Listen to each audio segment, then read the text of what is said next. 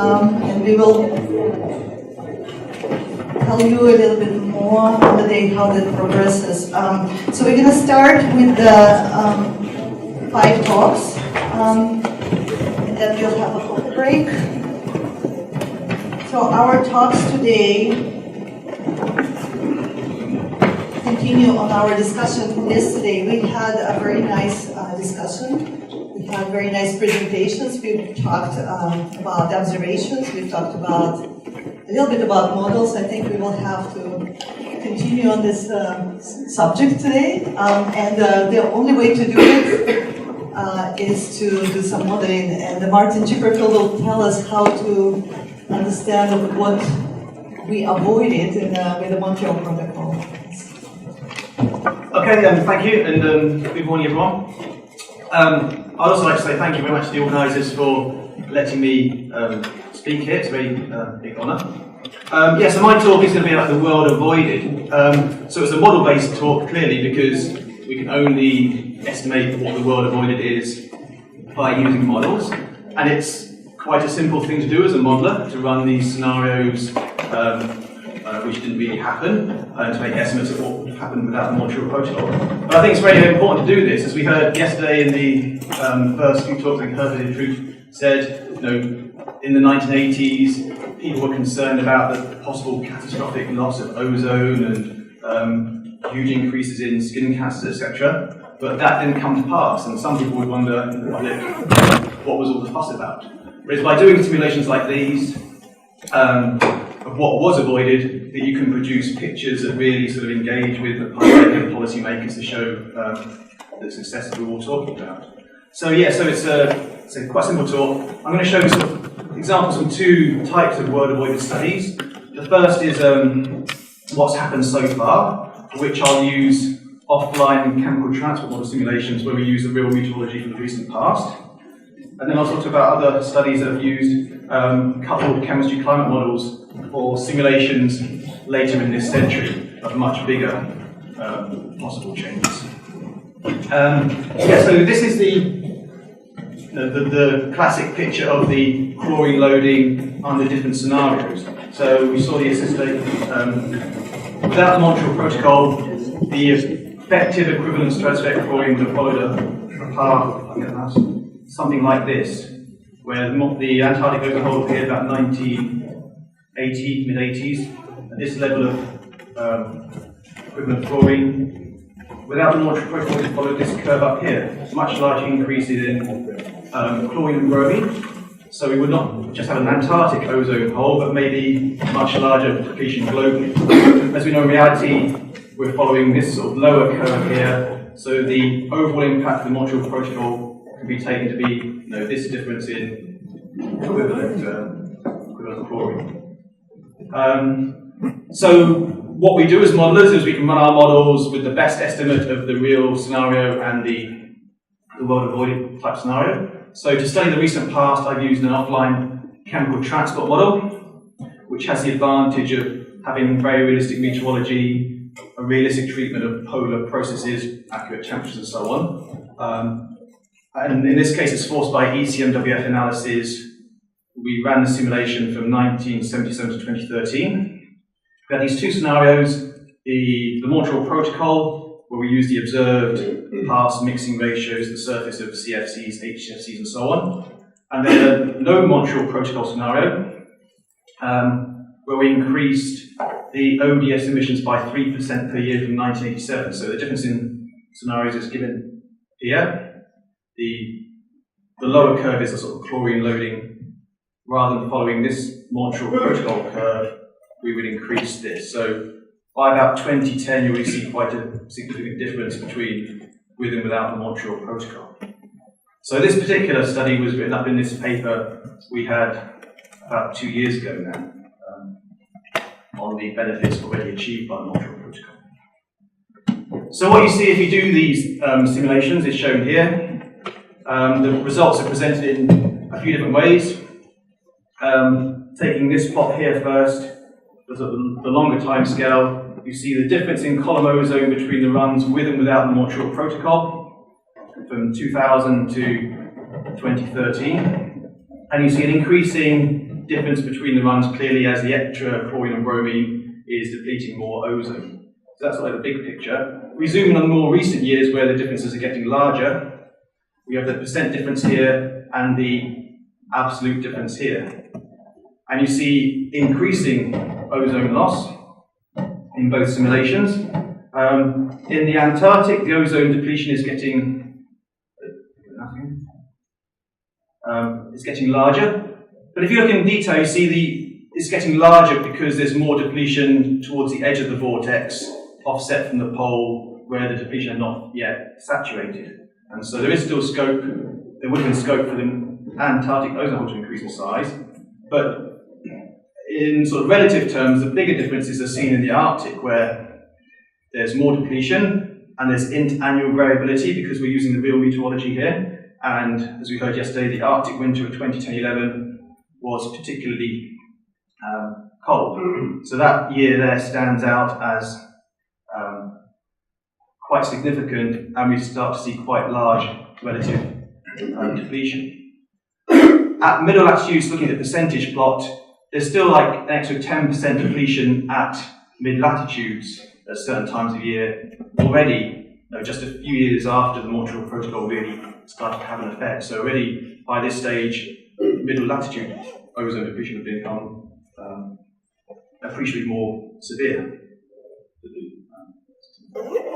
So looking at a bit more detail for the Arctic winter 2010-11,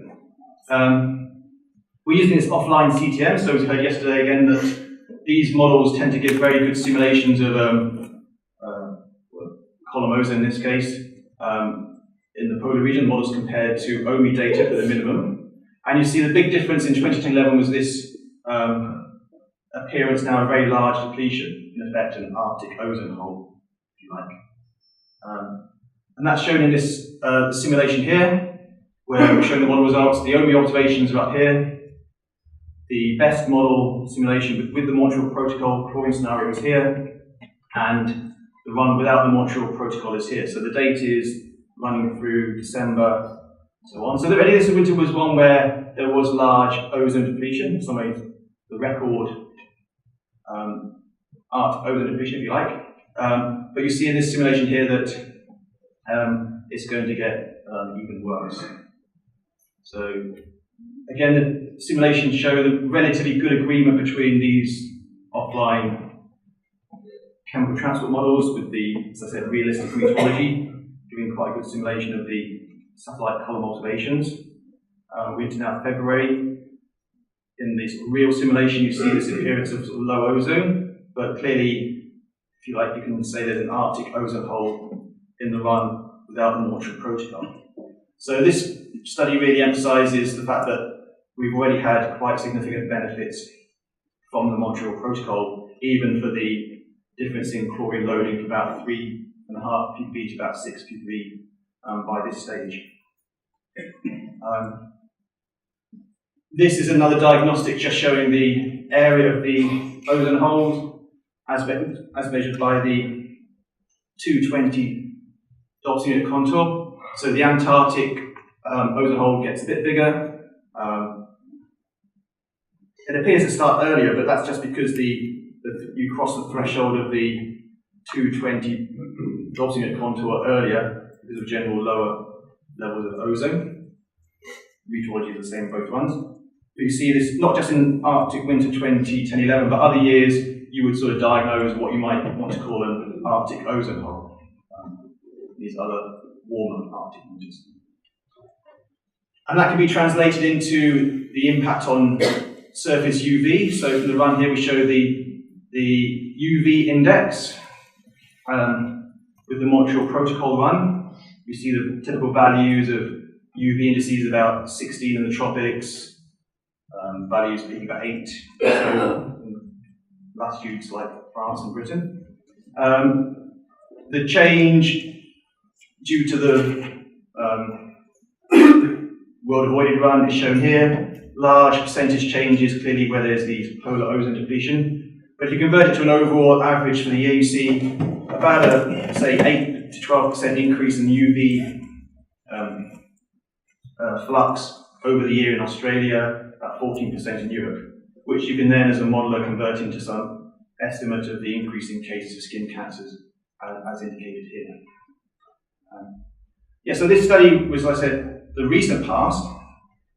Other modelers have looked into the future, where I'm going to quote a few studies. This one's by Paul Newman, where if you go further into the future, clearly you get a much bigger difference between the chlorine loading and the well-avoided run and what we expect to really happen. So this study was published in 2009, and here, if you look to the latter part of this century, you're talking of chlorine loadings of up to, the black line I think is in the stratosphere, so sort of 30 to 40 ppb in the stratosphere, which is huge. Then the impact on ozone, as you might expect, is pretty dramatic. This shows the northern hemisphere, high latitude April, southern hemisphere in October, rather than following the sort of depletion recovery line you normally see in these models. You see a very, very large depletion through about 2070, where the column gets to about 100 DOPS units. Same in the Antarctic. Another study, very similar, was by Rolando Garcia et al. This shows their control model and the world avoided run plotted against latitude, and clearly there's like column values around 100 DOPS units or less globally, so that's very, very severe depletion, as one would expect. And then studies like this have looked at other impacts, not just on the column ozone, but on climate. So the net rate of forcing by the increases in ODSs, by this point, would amount to 4 watts per meter squared, which is obviously similar to the RCP 4.5 scenario, as commonly used for other greenhouse gases like CO2, methane, N2O, etc. And so, not just in terms of column ozone and UV flux, there have been a huge climate impact on the atmosphere by these studies. So that was quantified in this study by Garcia, where you can see the increase in zonal mean surface temperature as a function of latitude, rather than being the order of 1.5 Kelvin globally. In the world avoided, it's well over 2 globally, 4K in the southern hemisphere, and up to 6K in the Arctic. So clearly it's not just the column ozone and the UV effect, there's also a big climate effect avoided by the Montreal Protocol. So in summary, the Montreal Protocol has already had significant benefits. We would have already seen at this stage severe Arctic ozone depletion, given the safe meteorology as we've experienced already. And going into the future, those differences got larger and larger, with indeed catastrophic ozone loss. So I think that's an important message to give to these people who question what was the fuss about, what really happened, why aren't we seeing huge consequences of ozone depletion. Is again because this success of the Montreal Protocol, which simulations like this can really demonstrate. And finally, I did notice in the foyer there's lots of pamphlets, and one is entitled The Montreal Protocol and Human Health, and that has lots of nice pictures which take these ozone type simulations and convert them into the human health impacts of UV increases in skin cancer rates and so on. So if you wanted more plots to carry on the story, you should look in this book. Thank you.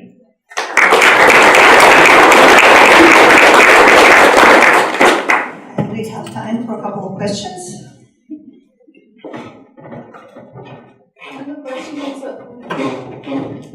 I have a question concerning your offline CTM simulations. I was wondering that the size of the Arctic ozone hole in 2011 was bigger than all Antarctic ozone holes. Do you have an explanation for that? No.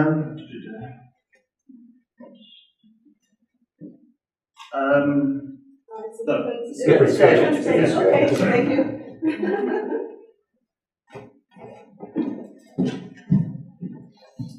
Hey Martin, this is really interesting. Did you do, you did the UV index, but did you look at any of these crop impacts? No, we didn't. No.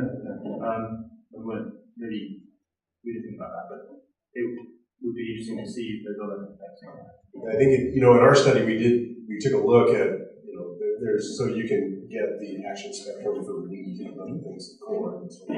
And we did that. It's actually, I'd be interested in seeing what the current impact would be from your simulation. Yeah.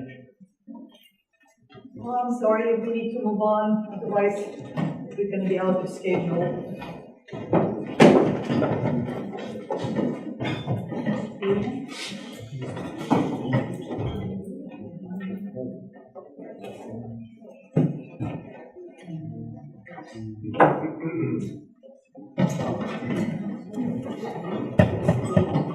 And now we're moving to the next stop, and Victor will tell us a little bit more about the future with the climate. Okay, thank you very much. I would also like to start thanking Sophie and the organizers for inviting me to this meeting. It's really an honor and pleasure for me to be here on this special symposium. Yeah, I'm going to talk about future ozone in a changing climate, and before starting, I would like to acknowledge the contributions of some people who helped me with their output. Stephanie Moy from my group with some model simulations. Sandeep Johnson, who is now analyzing the new CCMI model simulations and provided me with plots. The same for Irene Chiomi. And I would also like to thank all the CCMI modelers who contributed to this activity. So as I'm going to talk about the future, I will mainly show you model results. Similar to this one, this is the annual global mean total ozone from 1960 to 2100. These simulations have been produced by chemistry climate models within the International SPARC CCM Biochemistry Climate Model Validation Activity, which was one of the big coordinated modeling events of the past decade. So this shows that also, as was said yesterday for the measurements, also in modeling we had huge collaborative efforts in the past decade, which made available coordinated simulations and coordinated analysis, which provided the basis for the last ozone assessment and which made the statements and the results much more reliable than single model studies. So usually you see there's still some spread between the models.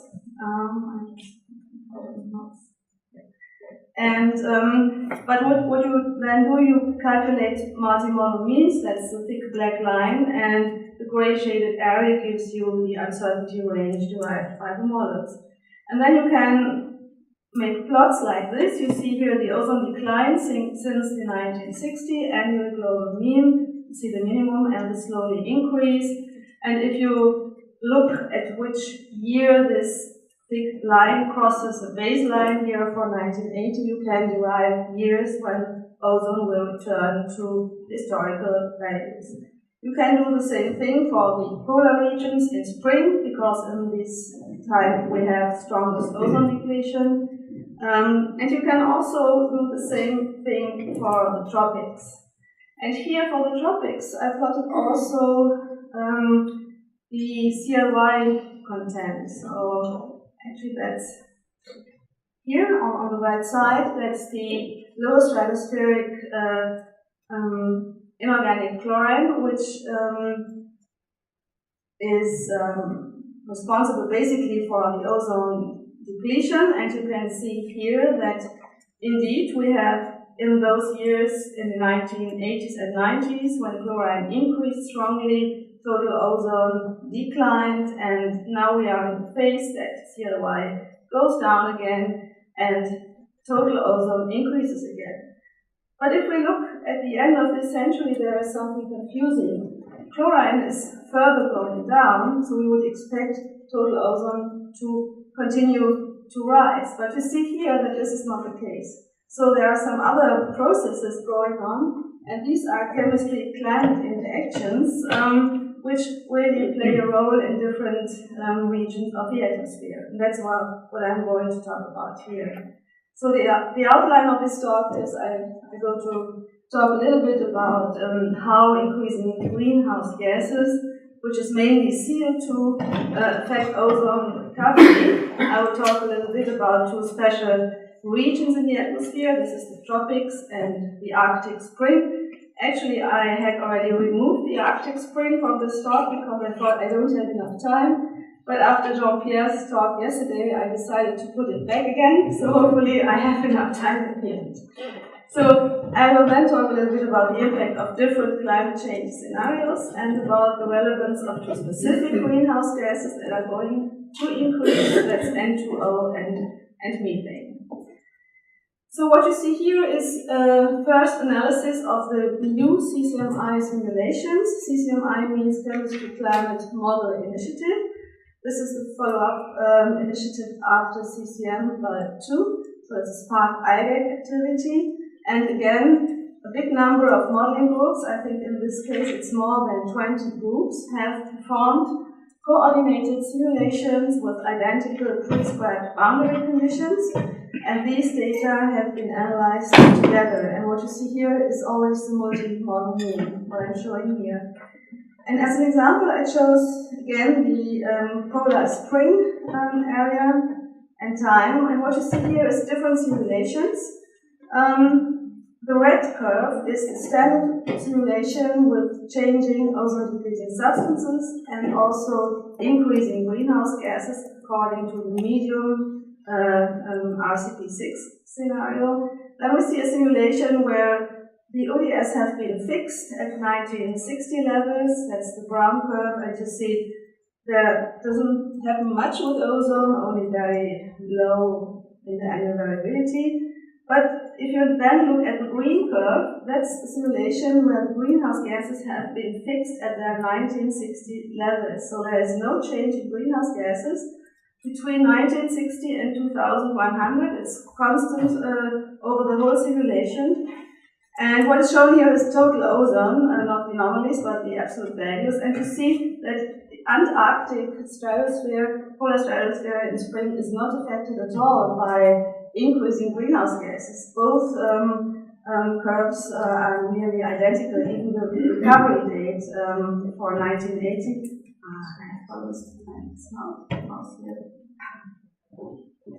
It's nearly the same. But this is completely different for the Arctic, as you see here, with constant greenhouse gases from 1960. We have stronger ozone depletion, we have a longer ozone minimum, and we have a much later recovery to 1980 values than in the red curve, where we have increasing greenhouse gases. So what we see here is that climate change affects stratospheric ozone. We have regionally varying ozone responses to climate change, and we see already here that greenhouse gases may accelerate ozone recovery. So how do they affect stratospheric ozone? Which processes are involved? This plot is a bit busy. I found it in the 2011 WMO assessment. We just have to look here at the greenhouse gas boxes, at temperature, ozone, and dynamics boxes. So greenhouse gases primarily affect temperature. They warm the troposphere and cool the stratosphere. And the stratospheric cooling causes an ozone increase in the upper stratosphere because the chemical ozone destruction is slowed down. So cooling of the atmosphere leads to higher ozone. But at the same time, if we get a cooling in the lower stratosphere here, this might induce stronger heterogeneous ozone depletion. In addition, we have some direct chemical effects by nitrous oxide and methane on ozone. And then there's a third effect, which is very important in the tropics. Greenhouse gases affect temperature, thereby the wave driving in the troposphere. The Gould-Dobson circulation in the stratosphere, which means we have a changed transport. The Gould-Dobson circulation is accelerated in the future, which affects the tropical and high latitudes. So the question is, did greenhouse gases affect ozone in the past? We saw this figure already yesterday. I don't say too much about it. What you see here is for northern mid-latitudes, the black curve observed vertical ozone profile, the gray curve from models. And we had in the past, until 1997, we had a decrease of stratospheric ozone, and since then an increase.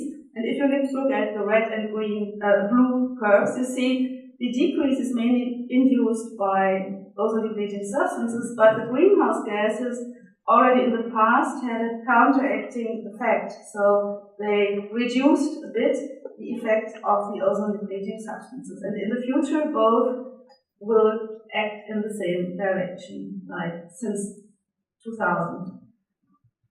Let's have a look at the tropics. I showed you already that in the tropics, ozone is not going to recover according to the models until the end of the century. Here you see a model simulation from my group. That's the latitude height cross-section, the ozone difference of annual mean ozone between 2000 and 2095. And you see in the upper stratosphere we have the ozone increase as expected from radiative concentrations, cooling, more ozone. But you see here in the lower tropical and subtropical stratosphere there is a significant decrease of ozone.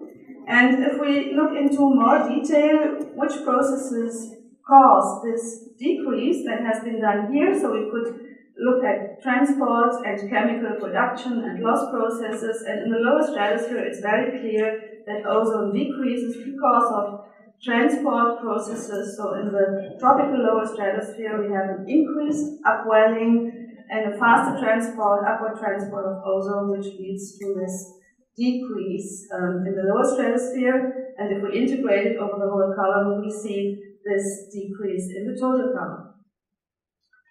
Okay, going to the Arctic, the 2011 Arctic near ozone hole has already been mentioned. So there was a strong ozone decline in March 2011, and the question was that due? Well, it was clear that it was due to very cold lower stratosphere meteorological conditions, but the question was, will we have more such cold winters in the future? Is this an effect already of climate change? Is this the cooling that we expect?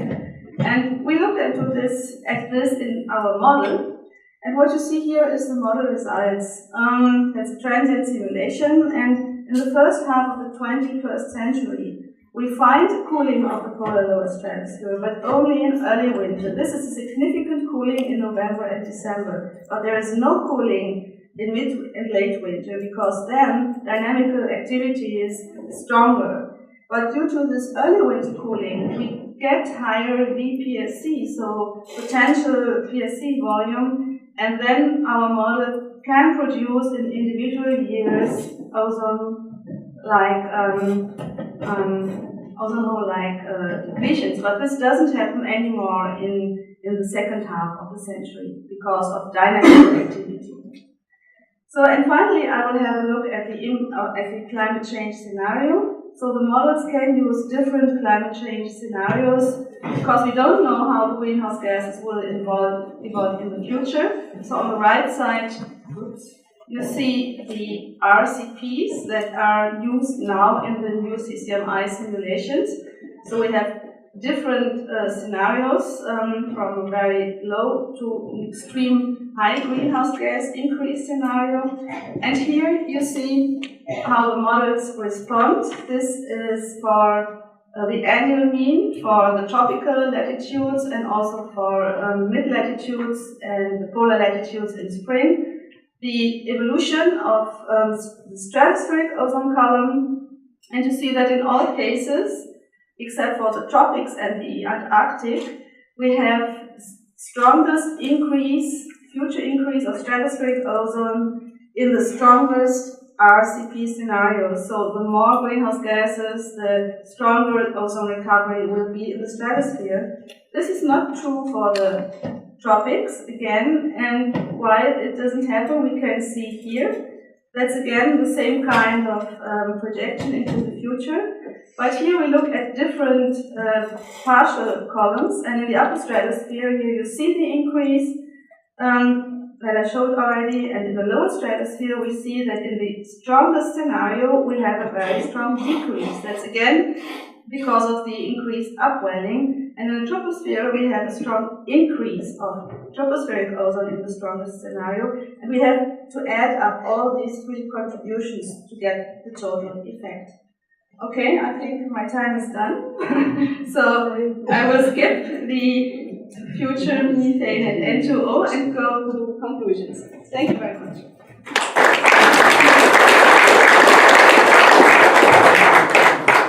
Maybe one question. So, Ulrike, I saw in the tropics in the RCP 8.5 where methane goes very high. In the previous assessment, there's a lot of tropospheric ozone formed in the tropics because of that large increase in methane in the troposphere. Okay, so the tropospheric column goes way up because of methane. That's what we see here, the blue curve in the lowest spot. That's the tropospheric column. Okay. And blue curve is the 8.5 scenario, and that's the only scenario where methane strongly increases in the future. And if you add up all the columns, you see that the RCP, the blue one in the left plot, that's the total column, is not the lowest, and that's because stratospheric ozone increases in that case. All right, yeah, that's the answer I was. So it is consistent with the past. Yeah, it's consistent. Thanks. Okay, consistent. Please find Ulrike during the coffee break. And if you're interested in the N2O and methane results, please ask me. Yes.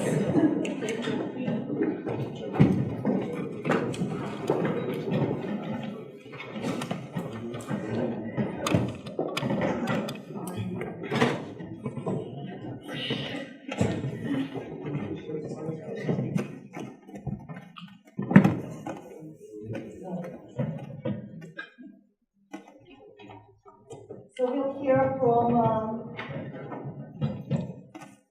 hear now from Darian about the ozone on the surface planet. Okay, thank you, and thanks to the organisers for inviting me to come and speak here. It's been a very enjoyable meeting. So I'm going to, so I think I need to introduce the fact that the Montreal Protocol has had an impact on reducing the impact of introducing Montreal Protocols and impact of UV radiation reaching the surface. We've also just heard in a couple of recent talks about the ODSs having an impact through the radiative effect. So that's had an impact on the climate through the fact of reducing the build-up of greenhouse gases. But the Montreal Protocols also had an impact through its changing stratospheric ozone, and then that stratospheric ozone has an impact on southern hemisphere climate. And so it's this last angle that I'm going to focus on. So I'm going to focus on the observed changes in the southern hemisphere climate that many of you might not have heard of. Then I've used attribution, but not in the IPCC sense. I'm just going to talk about can we identify those changes, the role that ozone holes play, and then what might we expect to happen in the future as the ozone hole recovers. Okay, so this is a summary of the observed changes that are in southern. So this is taken from the last ozone assessment. One thing I learned from the last ozone assessment is you don't want to be involved in doing schematic diagrams because the amount of discussions that went over this, and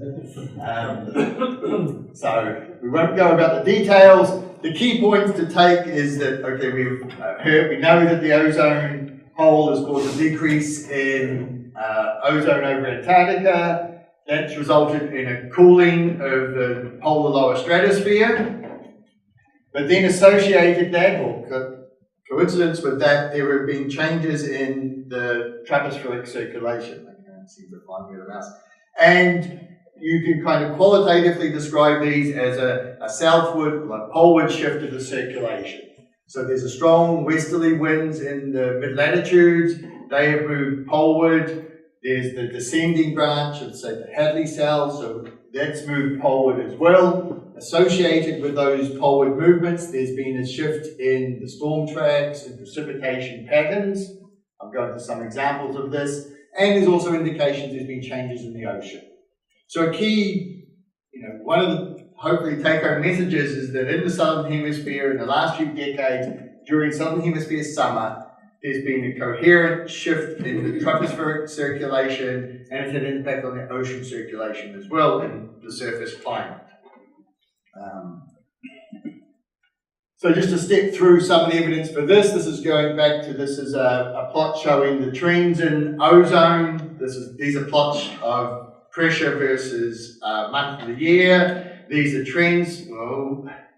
So this is the ozone hole. You see that there's persistent, ozone depletion in the lower stratosphere that persists into January, February timescale. You get less ozone, that results in a cooling, which is shown in the next panel. The cooling's lag, the peak cooling happens around November, peak ozone loss is around October, but in the lower stratosphere, that cooling persists into January, February. And then the plot below, so this was originally shown, I think, from Thompson and Solomon, is a plot of the geopotential height, so the trend in the same pressure versus month. And so in the stratosphere, you're seeing a decrease in the geopotential height. That corresponds to a strengthening of the polar vortex. So you get less ozone, colder polar region, stronger vortex. The significant point of the figure is that when you look in the troposphere, you see significant trends there. So you get a change in the geopotential height in the troposphere in this December, January, February period. And that has a major effect on the mid-latitude winds. And so the plot here is now a pressure versus latitude. This is for December, January, February. The contours are showing the climatological winds, and so this is focused on the troposphere, and so we'll get used to this. This is the mean state of the westerly winds. They've strengthened on the poleward side, got weaker on the equatorward side. That corresponds to a shift, a poleward shift in their mean latitude. And the red curve on the right is showing this. So it's the December, January, February. This plot goes back to 1950. I should remove, don't worry about the first half of it.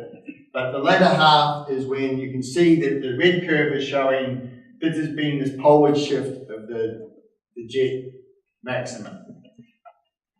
The blue curve is showing the same quantity for June, July, August, and there's no trend in this.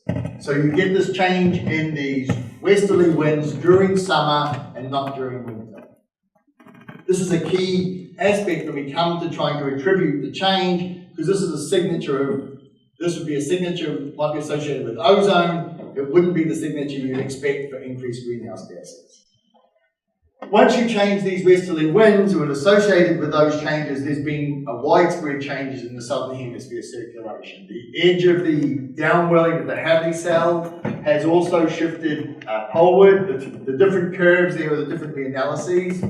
So again, this is just to illustrate that reanalyses are not data, and there's a lot of uncertainty in them. So it's very hard to pin down exactly what the change is, but they show a consistent poleward shift.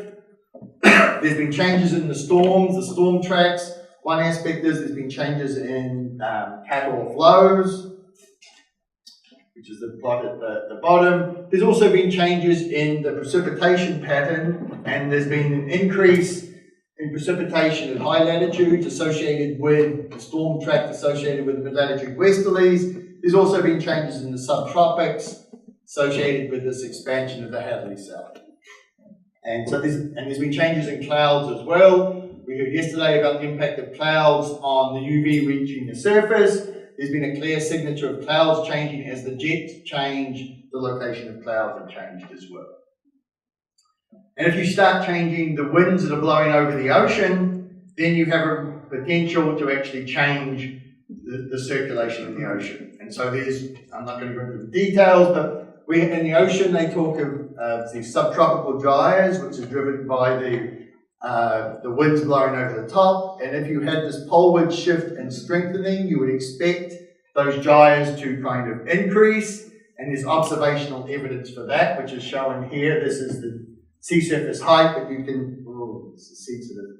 You can think of the circulation as around here, and it's strengthened over this time period when the ozone hole was developed. At the same time, when the winds blowing over the ocean surface, they'll cause equatorward motion in the ocean north of them, poleward south of the jet. That actually ends up drawing water upwards. So there's also the potential to change the overturning circulation in the ocean. And the plot on the the right is showing the change in the age of ocean water, and this has been inferred from CFCs. So this is actually how I started dabbling in the ocean, is CFCs have been increasing, as we know, up until the mid-1990s.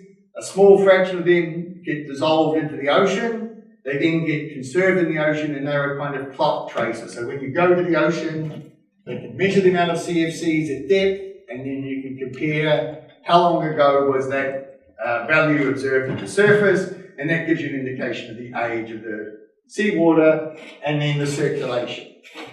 So the Montreal protocol has been great, except if you're a chemical oceanographer who likes using CFCs to trace the motion of seawater. So you'll notice in this plot that at the top there's a lot of white area there. That's all because of the Montreal protocol, because the CFCs in that value have now gone over the peak, and you can't tell whether that water has come from 1 year before or 10 years before. So this has been a bit of a shame, but unfortunately humans like increasing things in the atmosphere, and so now SF6 is actually being used as an ocean kind of age tracer. But anyhow, the CFCs show or give indications that there's been an increase in the downwelling of new water into the subtropics, and an increase in old water coming up in subpolar regions.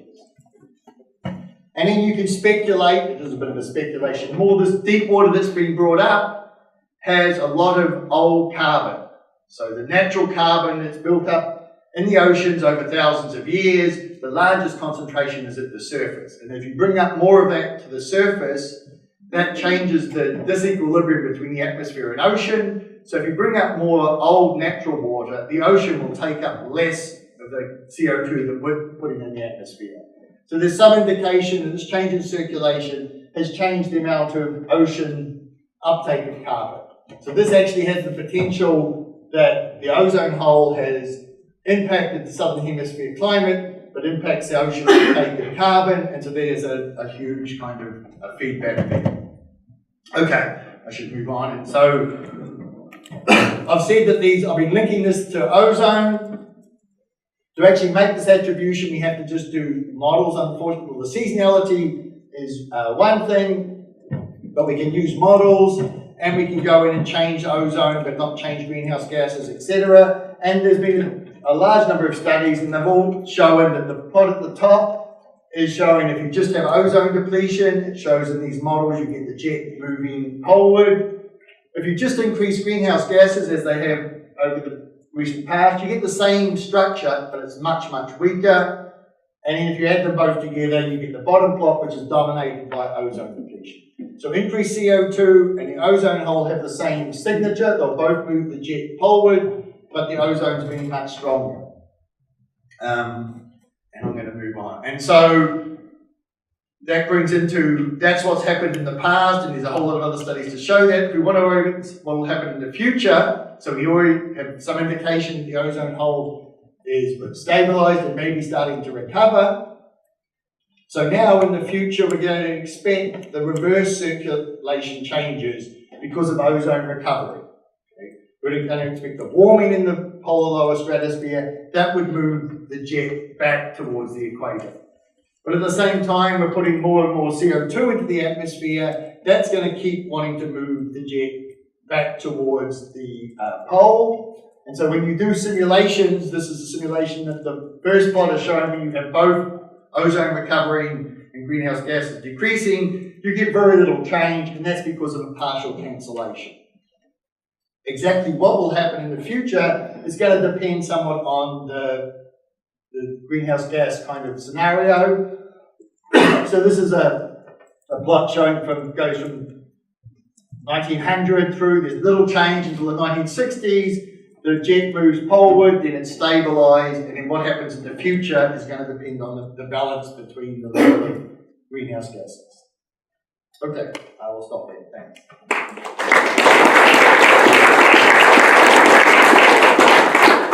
We can take one question I hope it's not for you. It might be a hard one. I'm trying to reconcile what you just said with what Ulrika said, and I think she explicitly showed some stuff suggesting that the ozone hole wasn't affected. Recovery was not affected by greenhouse gases. That's not what you just showed. Right, so is this model dependent? No. Or is it greenhouse gas emission dependent, or what?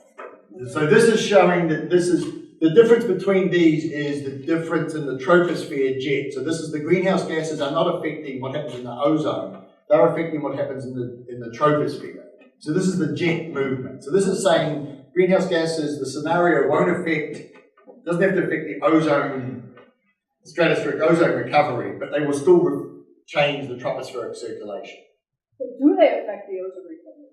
I mean, have you looked at that? I haven't looked at that, but these are from the same. These are old ones, so I think that I expect them to be very similar designs, but the same type of models. All right, thank you.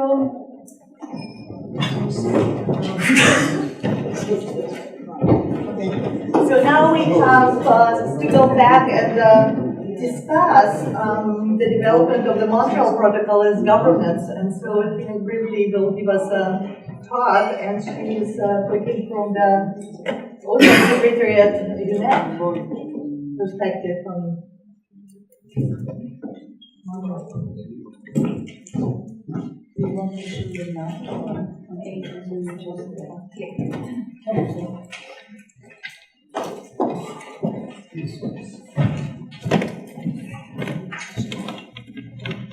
So thank you very much. I will just take you a bit away from the slides, the presentation, and the scientific material, and discuss a bit how policy and diplomacy can converge and can bring results.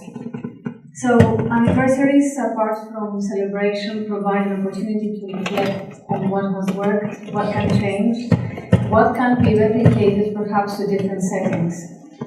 I'm therefore very happy being here among all of you, and very thankful to Sophie, who invited me to come and share with you my experience as head of a protocol whose success is based on the interaction between policy, science, and diplomacy. And as I always say, there is one striking similarity among these three sectors, science, policy, and diplomacy, despite their many more differences. None of them is either perfect or neutral.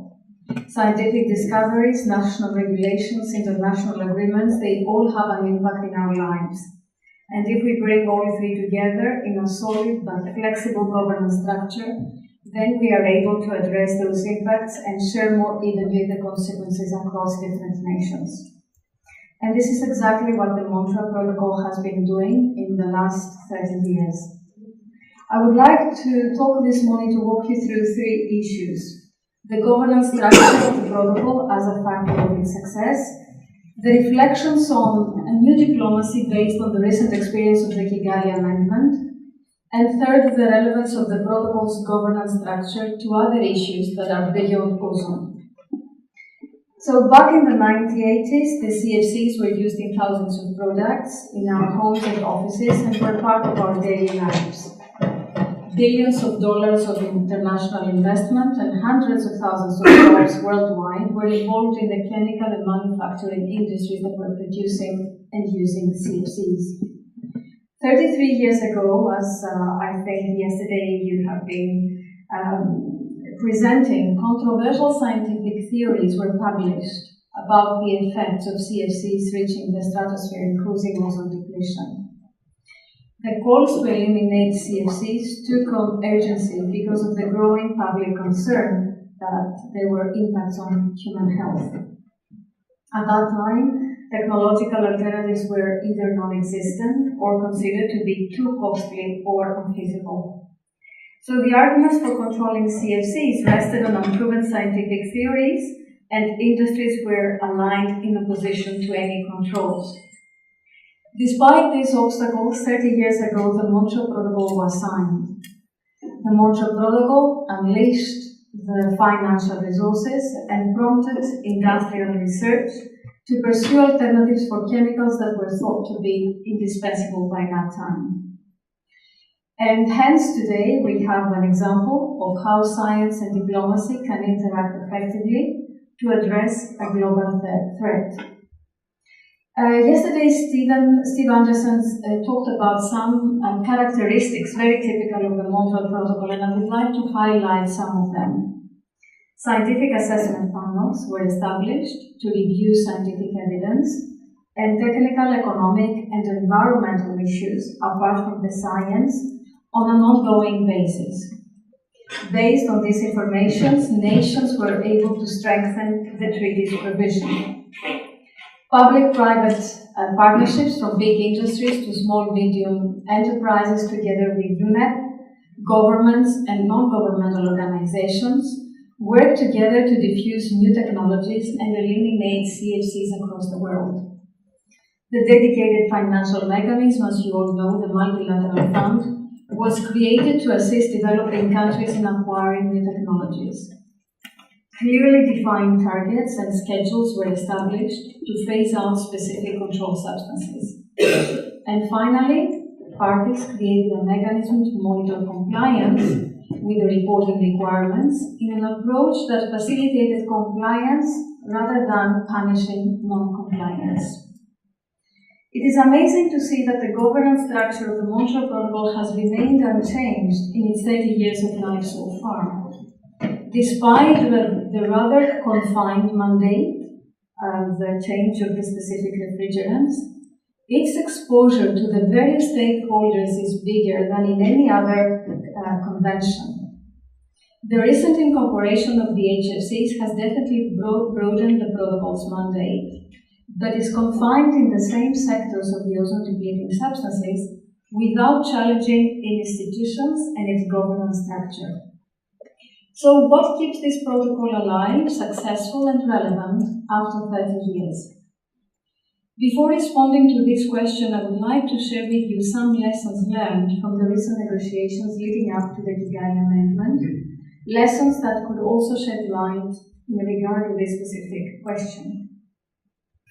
First, science had a critical role to play. The recent negotiations relied on scientific projections, most of them by people that are today in this room, for climate change mitigation from the HFC phase down.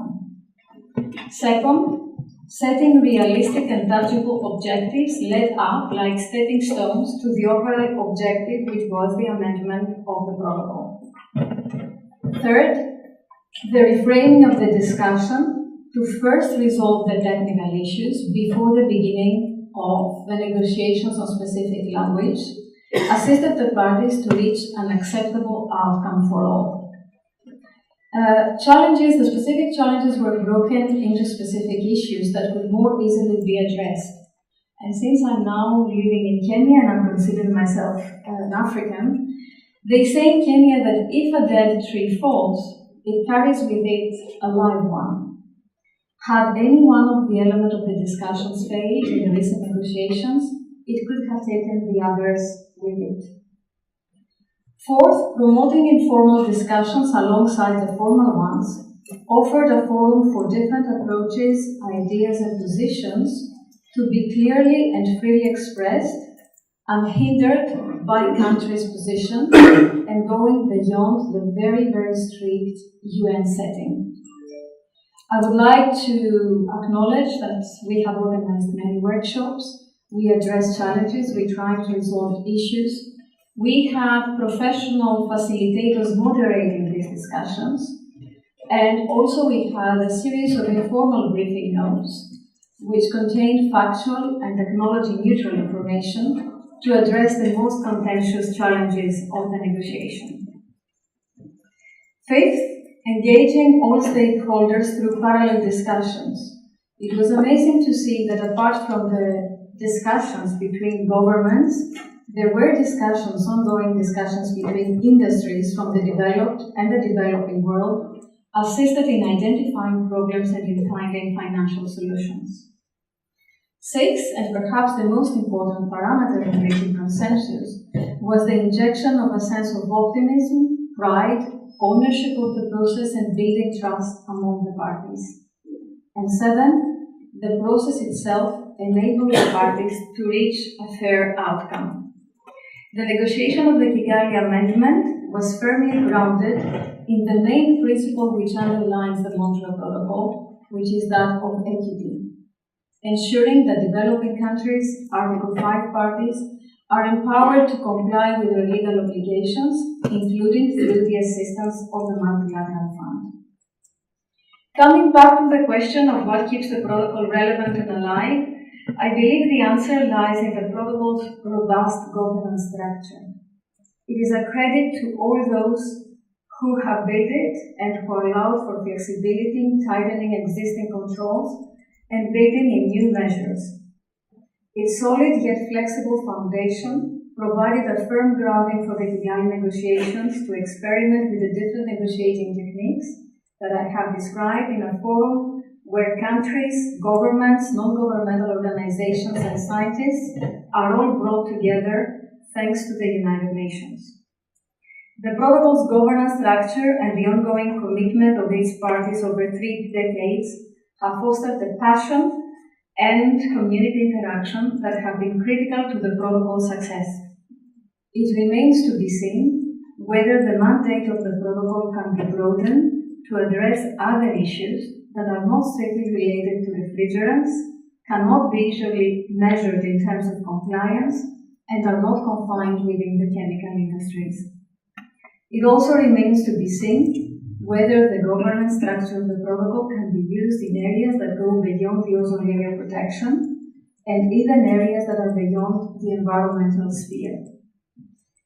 Dear colleagues, if I may say, you as scientists in different roles, either as part of the wider network of the Scientific Assessment Panel of the Montreal Protocol or as participants at the ozone research meetings, have been able to translate science into solutions that policymakers could understand and could use. The next step is perhaps to provide the scientific evidence that may be needed at a more national level to make science accessible and relevant to the realities and concerns of all people around the globe. Public opinion can generate pressure for action, but it has to be well informed to generate effective pressure for environmental action. I would like to conclude by saying that no matter how imperfect the scientific knowledge of today may be, it will keep improving as long as we are guided by a sincere desire to protect the environment, as long as we adhere to the principle of precaution, and as long as our collective consciousness urges to find ways to go forward by doing. Political leaders may need to act even in the face of scientific ambiguities, based on a responsible balancing of the risks and costs of delay. And this is why we need you to be very vocal. We need you to support us in taking risks that may cause short-term economic disruptions for long-term benefits. To quote one of the first negotiators in the history of the Montreal Protocol, Richard Elliott Benedict, diplomacy still remains more of an art rather than science, and much depends on serendipity and on the right people being in the right place at the right time. It seems that the right people, including scientists, were in the right place 30 years ago in signing the Montreal Protocol, and the right people, including scientists, came together in Kigali last year to amend the protocol and broaden its mandate. Thank you very much.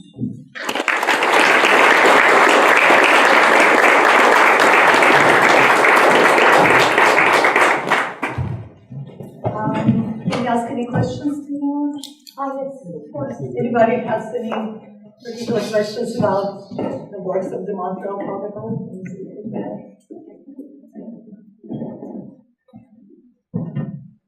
Tina, you said it's very important that we bring our messages to the public. But I think the general perception right now in many countries are that climate change and these issues, there's more people in the general public not believing it than maybe 10 or 15 years ago. And the tendency seems to be that we're listening to less and less. What are we doing wrong?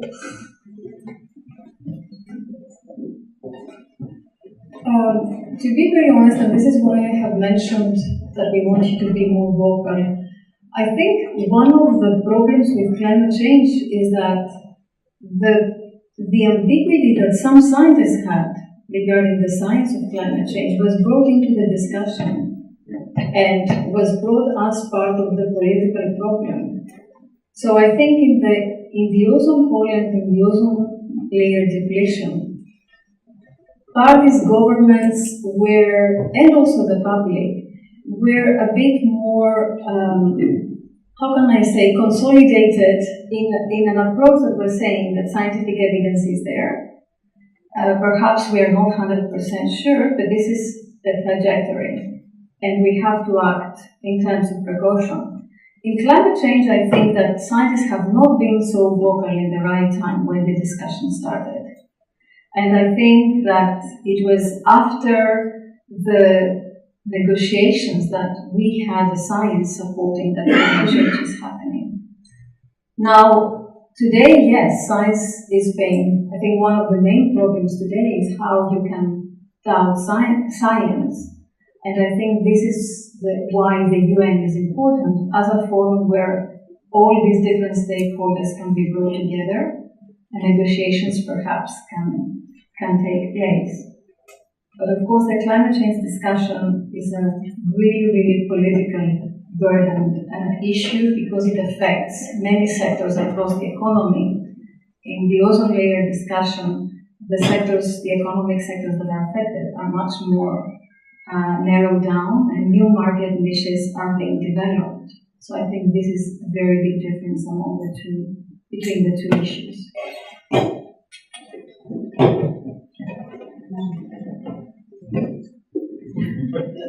Thank you. We need to move on.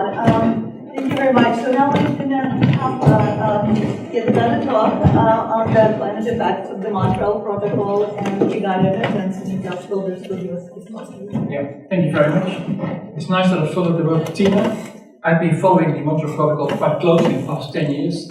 And when I look in the room, I don't think many people go to the meeting of the party for the Montreal Protocol.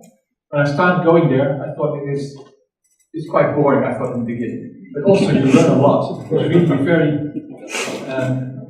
very good, I think, as a scientist to be there and see how your work is being used. Sometimes maybe misused, but also how it's used and how you can communicate results. So I think it's also for scientists, it's a good learning experience being there. So I've been following this for the past 10 years, and many people think that climate in the Montreal Protocol is quite new. If you look at the Vienna Convention, climate was already mentioned in there. In the Article 1, the definition climate change was mentioned. In the Montreal Protocol itself, in the preamble, it talks about the ozone-depleting substances and their potential climate effects. So it's not new for the parties. Already 30 years ago, the people were aware that climate was an issue also for ozone layer depletion. And also for the accelerated phase-out in 2007, which was agreed for the HFC phase-out, climate considerations were a vital part in there. So it's not new for the protocol. If you go back to the science, already in 1975, Ramanathan published a paper about the greenhouse effect of these CFCs, of the ozone-depleting chemicals. So it was known there. And the IPCC TEEP special report, the 2005 report, which was led by Steve Anderson, Susan Solomon and others, also directly went into the climate-ozone interaction. And Susan and I made this graph there, which I think set the scene for all the work I've done for the past 10 years. It was really linking the ozone-depleting substances with their climate effects. And I and others have extended on this for the past years. So now my main message here is that the Montreal Protocol, as also Martin already explained and others, provides a dual protection, both for ozone layer and for climate change. And that the climate benefits already achieved in 2010 are 5 to 6 times larger than what the Kyoto Protocol has achieved by that time. And also the Montreal Protocol was amended, of course, last October. And now the Kigali Amendment also gives you climate protection, which is estimated by the calculations to reduce the surface temperature warming from HFCs in 2050 in 2100, which in the baseline scenario is about 0.3 to 0.5 degrees Celsius, is now reduced to less than 0.1 degrees Celsius. And now I'll explain how it came to these conclusions. This is a graph we published a decade ago already, which shows the GDP-weighted emissions of the ozone-depleting chemicals. And it shows here the baseline scenario now, which is happening with the Montreal Protocol, and here the scenario which would or could have happened without the Montreal Protocol. So this reduction you see here, from the 20 to about 1 gigaton, is reduction you get in the ozone-emitting substances by the Montreal Protocol. When you take into account offsets by the HFCs, by ozone depletion, you get to a term of about 10 to 11 gigatons, which is indeed 5 to 6 times larger than the Kyoto target, which is this small step here of 2010. And you must be honest that the Kyoto target was, when it was designed in 1997, was meant to be a first step. It was the first commitment period. So it was planned that there would be more commitment periods, which, well, never happened. Following on this is in fact the same graph I'm now showing here. It's again the GDP-weighted emissions, with here the CFCs. Now see here, with a scenario we published in 2009, the potential increase in the HFCs. The increase in HFCs could offset part of the benefits already achieved by 2010 by the Montreal Protocol. Following on this work, this was 2009, I think this was a paper which really was important for the parties to realize that HFCs were important. And also we presented this at a meeting, I think in Geneva it was, at the meeting of the parties there. Based on this, we started making new scenarios the past years. Again, scenarios for the HFCs, but much more targeting towards the discussions that were ongoing about the amendment of the Montreal Protocol. The first amendment was proposed in 2009. You saw the development going, and we thought, well, we needed more robust information, that we can target specific regions, specific countries. If there will be an amendment, how we can calculate the effects for the different regions. So we started with a large increase you see already in observations, graphically from Steve Monska. All the HFCs are increasing by about, most of HFCs increasing atmosphere with rates at about 5 to 10% per year. We use that information as a starting point. We use, of course, the HCFC phase out as a starting point, which can be seen as the demand for HFCs, because that's now using HCFCs as part of converted to HFCs. And we made a business user scenario based on the gross domestic product population from now to 2050, even 2100. These are then the curves we get. I'm only going to show a few here. These are again the CO2 equivalent emissions for the different regions in HFCs. So we get to values in 2050, which are about 5 to 6 gigatons CO2 equivalent.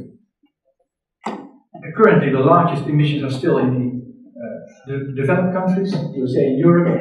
But past 2020, China will take over. The other developing countries were projected to take over the growth in the HFCs. These scenarios, they are based on the gross domestic product and population, but we don't increase them all the way through 2050. We expect there will be a market saturation after a certain point. For example, for China, you can see here, this is not growing by their gross domestic product, it's leveling off already past 2030, because there's a market saturation. We assumed that when the demand per capita increases, demand per capita in the United States, which is now the highest value, the market will be saturated, it only grows the population again. And that's happening in China in several sectors already before 2030, and later on also in other regions. So there's a saturation in the projected demand for HFCs. If you look at different sectors, I've plotted here for the EU, the USA, and China, different scales. You can see that the larger projected growth, especially when you go to China, is in the refrigeration air conditioning sector. Mobile air conditioning sector is still large in Europe and US, but in the other regions, the overwhelming demand will be in the air conditioning and refrigeration. Smaller sectors for phones and other smaller users. And of course, this was the agreement that was reached in Kigali in October 2016. And it shows here that there was an agreement for two different groups of developing countries. China led one group, the other one India, Saudi Arabia, and they have different starting dates and different baseline dates. So the group in China, the A5 starts in 2024 with a freeze, and in 2028 it's in India and the other developing countries. And also the end date is about the middle of the 2040s, with an 80 to 85% reduction in the consumption and production of HFCs. The developed countries have a faster reduction scheme, which already their baseline is passed in 2011, 2013, and that's a reduction around 2036 to 85%. This is the scheme that most people know, Again, I don't think many people here have read the Montreal Protocol or the Vienna Convention. If you look at the legal text, you get long sentences like this, goes on for pages, which the lawyers have constructed. Again, it's interesting to read how it's constructed, but it's really the work of the lawyers. And this picture on the right is the nice new convention center will be sitting in Kigali, whatever we there. So I made my scenarios already a year before, and with the Kigali map I've calculated what the effect was of the amendment. It shows here again the first plot is the GDP weighted emission of the HFCs, now split up for developing countries and developed countries. You see that the baseline are the solid curves, and the dashed lines here are the Kigali amendment. So for the developing countries, they would reach around 2050 values like 3 to 4 gigatons CO2 equivalent, and with the Kigali amendment that drops to about 1 gigaton. So a reduction of 60-70% projected by the Kigali amendment. For the developed countries, it goes from about 1 gigaton to about 0.2 gigatons. So large reductions expected. Radiative forcing, of course, is lagging because of the delays in the atmosphere. You see that the radiative forcing there goes from about 0.2 for the developed countries to about 0.1, so reduction about 50%, and also about 50% for the developed countries. Strong reductions by expected by the amendment. Already in 2014 and 2015, things are happening in both Europe, the US, the United States, in Japan, I'm sorry, and in the EU in 2014, the Africa regulation was revised, which already included a strong reduction with a fade down schedule for the HFCs. Of the United States, there's changes in the SNAP list of allowed substances that could be used for as replacement for ozone-depleting substances. And also in Japan, there have been already controls in place for the HFCs. Now we've calculated the effect of the controls itself in the specific region, so the effects in Europe, of course, hold only for Europe. But we can also expect that when there's a regulation in these major economies, that it will also have an effect of other regions in the world. So we made a scenario where we assume that the so-called national regulations also propagate to the rest of the world. So if they would adopt them, at least they would be affected by those regulations. We assume that would be with a 5-year time delay for technology transfer. What it shows here again is the emissions, now for all the countries together, in CO2 equivalent emissions again, from the baseline, and here how much the different regulations would affect the global economy of the HFCs. You see you get a reduction of about 50% in the GDP weighted emissions, assuming that developing countries will also adopt the same technologies. And then here the same curves plotted here for the Kigali amendment, and you see that the national regulations could already achieve, if they would be adopted globally, already achieve approximately the level you need for the Kigali amendment. It doesn't say that nothing has to be done, of course a lot has to be done, both in developed countries and developing countries, but with the regulations already in place, you could meet to a large deal already the Kigali amendment. The same if you convert it to radiative forcing, of course a delay, it keeps increasing for a while. You also see there that you can approximately reach the Kigali amendment on a global scale with the national regulations. This of course can also be converted to temperature change. This is in fact fun because we did this at the evening for negotiations. Yeah. And like I said, without any amendment, the baseline scenario would give you an HFC contribution in 2100 of 0.3 to 5.5 degrees Celsius, and with Kigali amendment that's reduced to about 0.06 degrees Celsius is global surface temperature. I think seeing from the outside as a scientist completely in the back of the room, seeing negotiations, there were a few completely new things which happened in the Kigali amendment, which I think weren't there before. Of course, the Montreal Protocol, it crossed borders, but now to the climate protection as a very important element. But also there was a split in the regulations for developing countries. With some countries, with China and leading, which wanted to go faster, and other countries which wanted to get some more time to adopt the new regulations.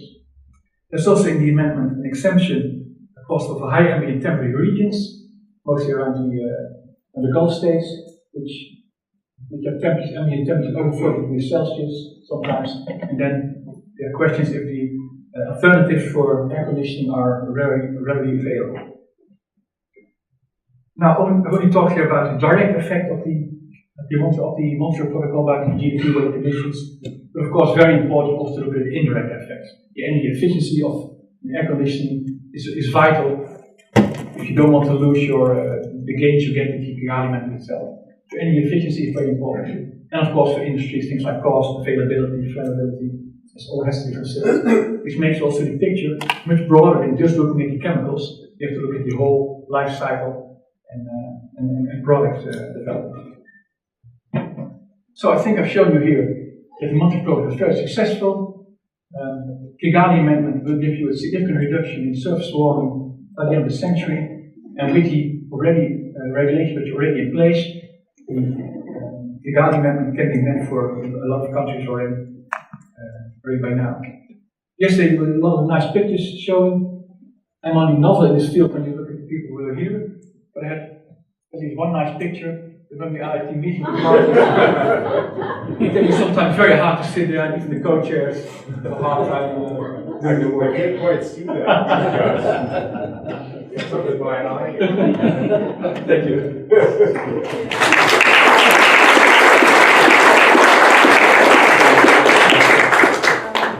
So we have questions.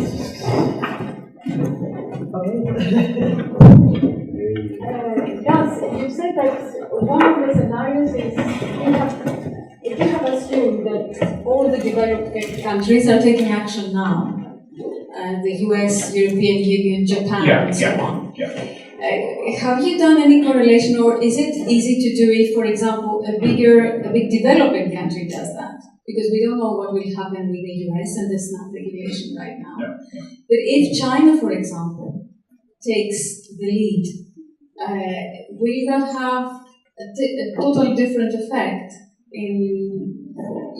a total effect in the sense that the other countries in the region will follow China? Yeah, I would definitely think so, because a lot of the products, of course, made in China already. Yeah. So what we use in Europe, so China will have to make the products that comply with the regulations in Europe too. So in fact, it's sort of built in. If you assume that in Japan, the United States, and Europe, you have to meet with current regulations. Most of the products are made in China, so they have to comply with the market regulations which are in the developed countries. So basically, this will bring a bit closer to 2024. I would think China, because of the market that exists in the exactly. It seems unlikely that there will be a double market in China for export and for import, or for domestic use. Can I just follow up on that? Yeah. I mean, even if there's a change in the U.S. policy, if the state of California, which is an enormous economy, makes their own rules, then won't the same thing you just described still happen? I think so, yeah. I think even that the signal from the Kigali Amendment now to industry is so strong that you will be the target for 2024 and 2028 for developing countries will be met much earlier. We will start with action much earlier. Yeah, so does it mean that the distinction between Article 5 and non-Article 5 countries is going to change? Because China now has a faster track. I think that's a political issue where you qualify the country, but China is already very active also, and they determine much of the market in the world. So I don't think, it was funny, we look from a scientific point of view, if you look at this curve, the temperature curve here, if you look at the negotiations, I think a colleague of mine told me that the whole week people have been talking about the thickness of this line. You look at the temperature effect. If you take action now or in 5 years' time or in 10 years' time, in 2100 you will get approximately the same curve. Maybe it's not 0.06, maybe it's 0.08 or 0.04. This doesn't really make a difference. The whole world gets now the signal that you have to act on HFCs that will put things in motion. And actually, just to follow up on that, guys, and I think this is why your presence and the presence of many scientists were important in this negotiation, because parties were trying to understand what this curve means. And I think it was quite incredible when they realized that no matter how ambitious action they take now, and how the phase-down schedule is very, very ambitious, the curve will look like the same in, let's say, from 2050 onwards. So I think this was really important when the final decision. You probably can see it, but I wrote down here the date. It was on the evening of the negotiations when we read October 14th. One last question. I think it's a short one. In these temperature projections, did you consider the secondary effects, like if you use a different HFCs or the replacements, you might need more energy and stuff like that? No, this is only the direct effect, so no energy effect in here. And even work from Lawrence Berkeley has shown that you can, at least in terms of emission, you can almost double the effect if you go for example, the air conditioning sector. You can double the effect if you go both to higher energy efficiency of air conditioners plus the changeable refrigerants. Yeah. So this is only the direct, what we call the direct effect. All right, one more time. Thank you all for.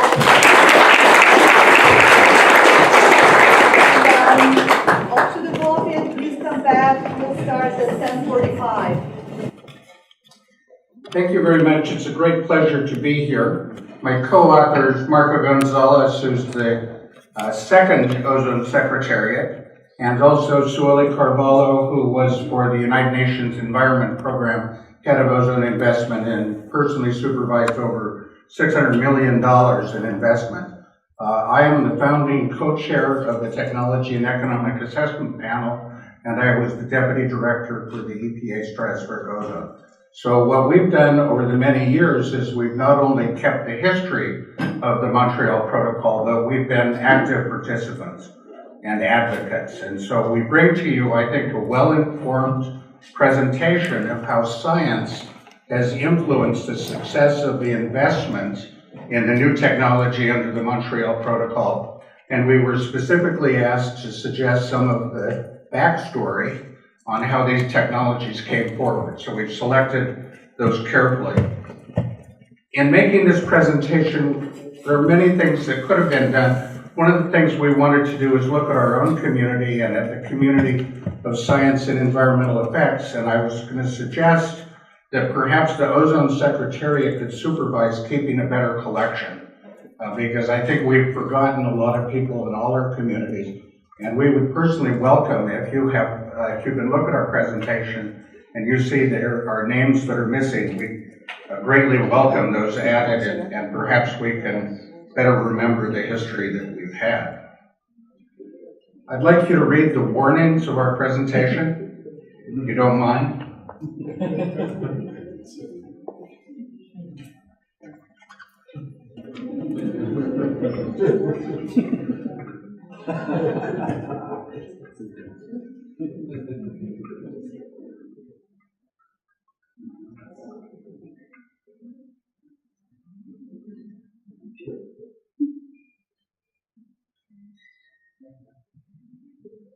Everyone has to be asking, how did the Montreal Protocol do such a good job? And how did the Montreal Protocol convert itself last year in Kigali to a climate treaty? The HFCs are not ozone depleting substances. They're previously controlled by the Kyoto Protocol, where they're entirely neglected in all the regulations that came forward. There was great leadership among countries such as the European Union, and yet there's nothing happening. So now people are looking and they're saying, can the Montreal Protocol take on a new chemical that's very related to its original mission, because HFCs are a chemical that were invented to replace the ozone depleting substances and have no other uses in society. So the Montreal Protocol has the community that use the HFC. The important thing to remember is that of all the applications today that might have used ozone depleting substances, only 15% do. 85% of all the uses were replaced by not-in-kind, non-fluorocarbon. And I'll explain some of that. The 15% that were replaced with fluorocarbons were replaced with HFCs. So that's why we're moving on to this portion, and we'll find out that there's only a small part of the HFCs that will be replaced by fluorocarbons. And we'll continue this progression away from these chemicals that have long atmospheric lives to things that are more sustainable, and most importantly, we'll go on to energy efficiency.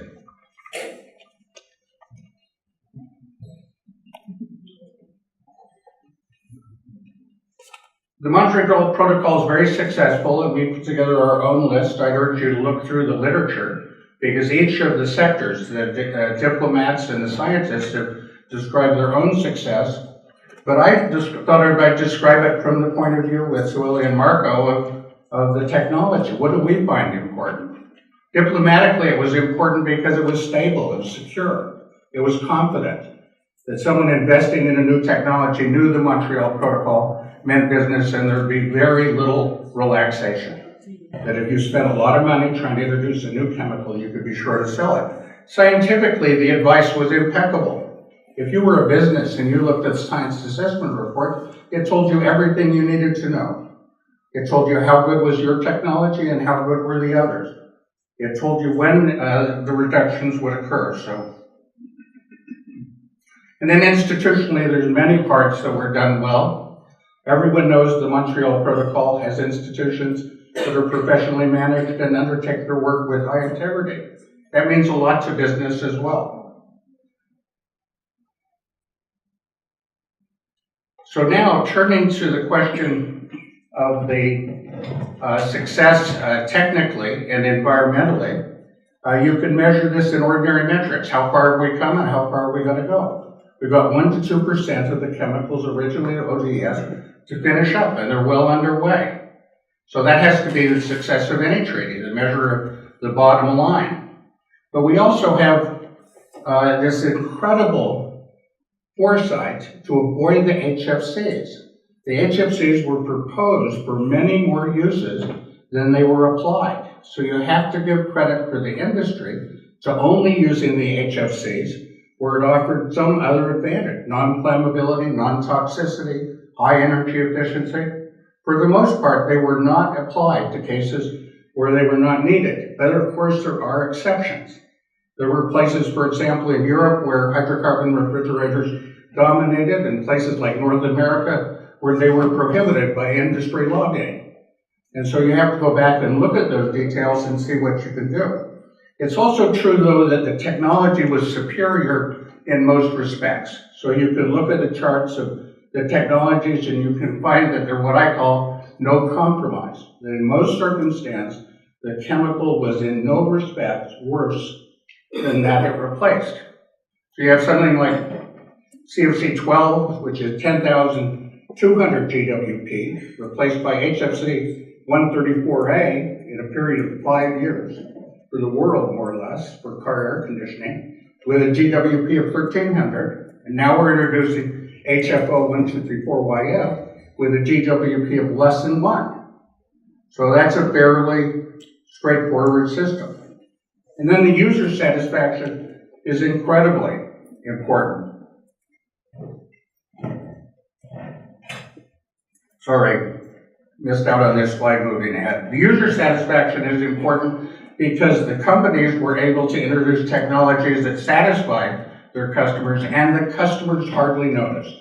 Earlier today, someone asked, why is the public so strong for ozone layer protection, not so strong for climate? I'm not convinced they were ever strong for ozone protection, except in the vaguest way, and that people professionally executed what needed to be done without the support of the public. That it did not require the public to make a decision to buy a new car that had a different air conditioner in it. It didn't involve high public participation. This is very important. Do not blame the failure of climate protection on the public.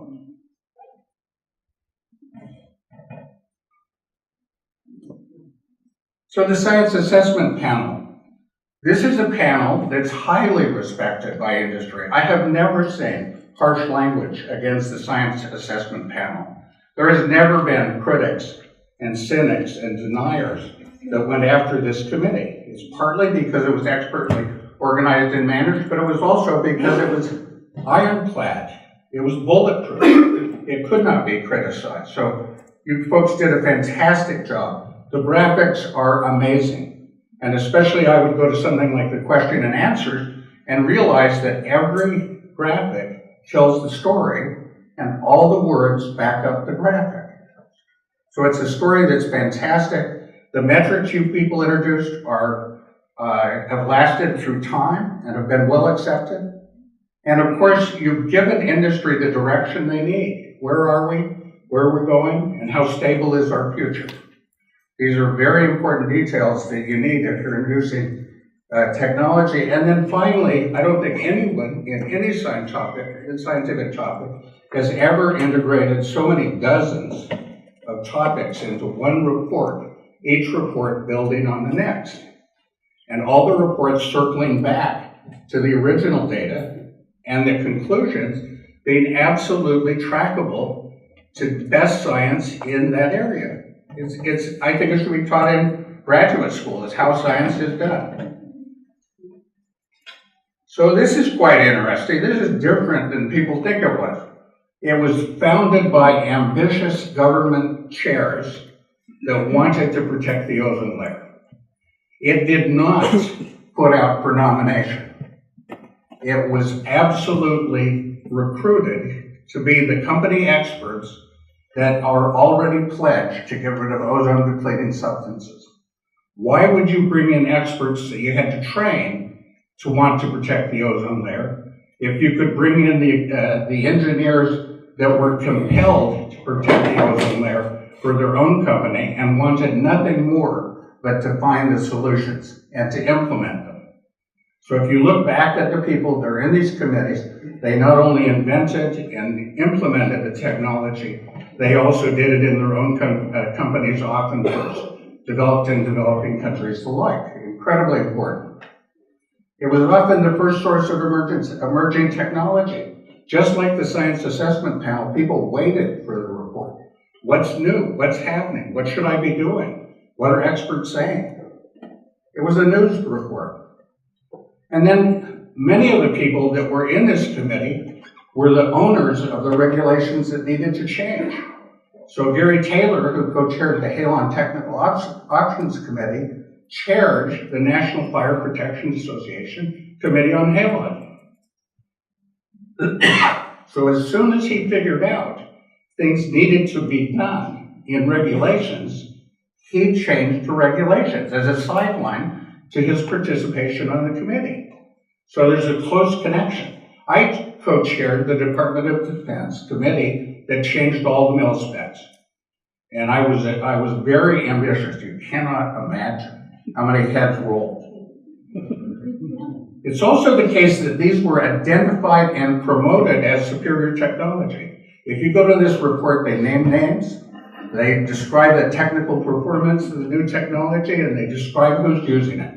So somebody can say, who are the smartest aircraft manufacturers in the world? What are they doing? How do I get that technology and do it in my company? So you don't have to reinvent all of these technologies, and you get to implement them very fast, often with cross-cutting teams. So it's very impressive.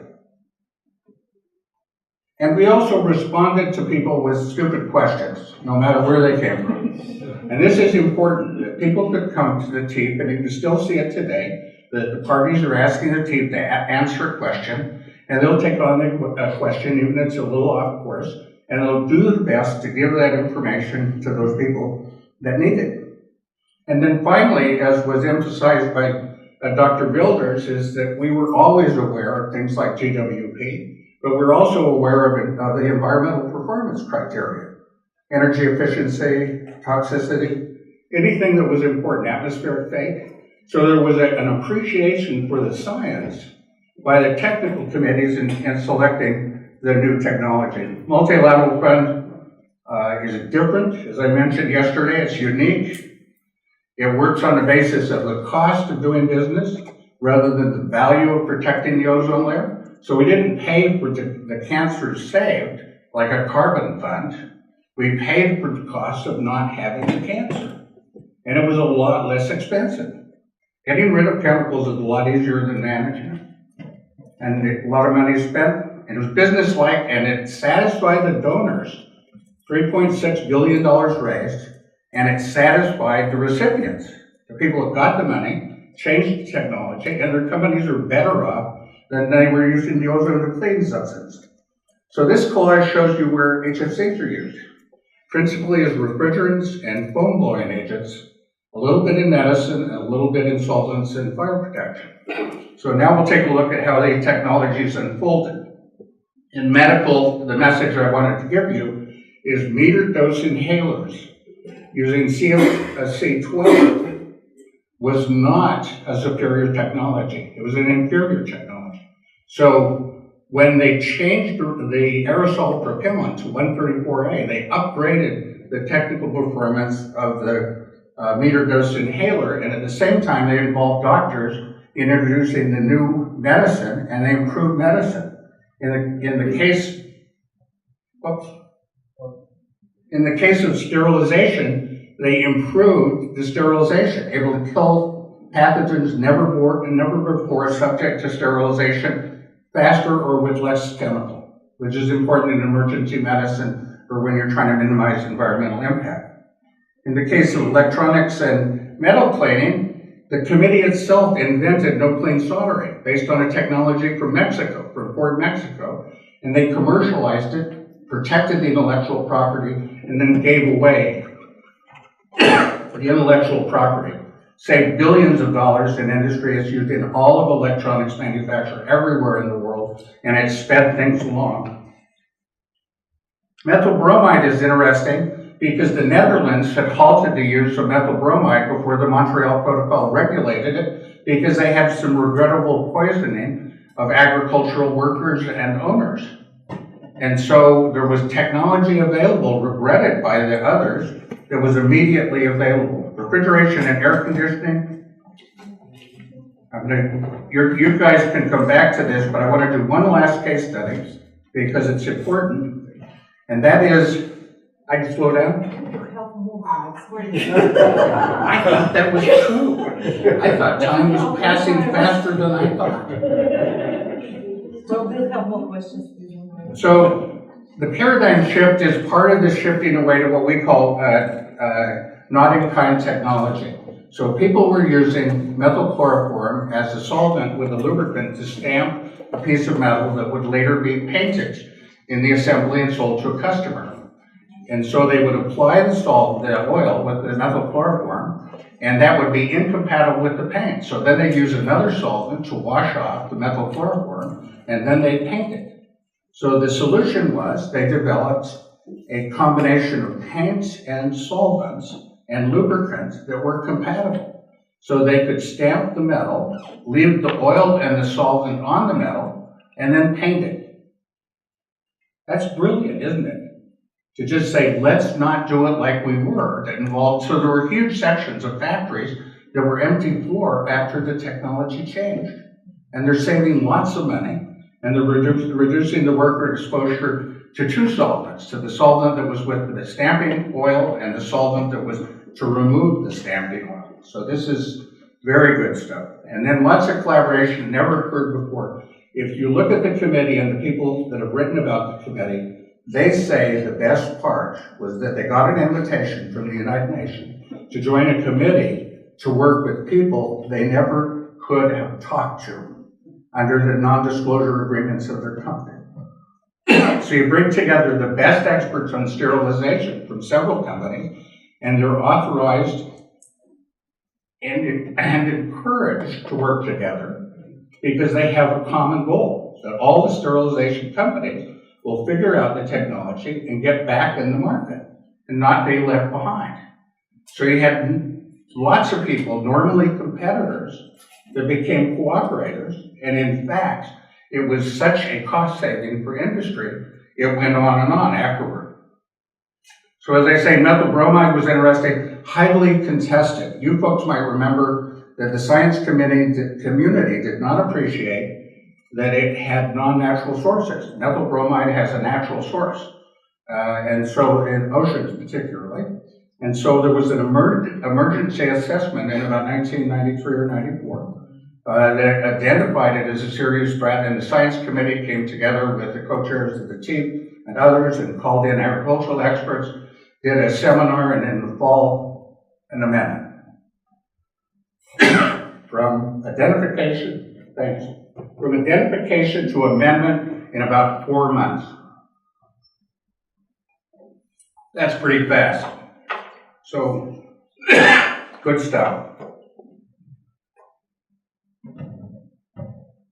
Somehow my machine is just slightly behind. So the refrigeration is worthwhile at looking at. I'll just show you all of these so I don't get so befuddled. So one of the things about refrigeration and air conditioning is it's improved continuously over a long period of time. It's partly the refrigerant that determines the energy efficiency, but more than that, it's the mechanical design and the controls and the way that it's managed.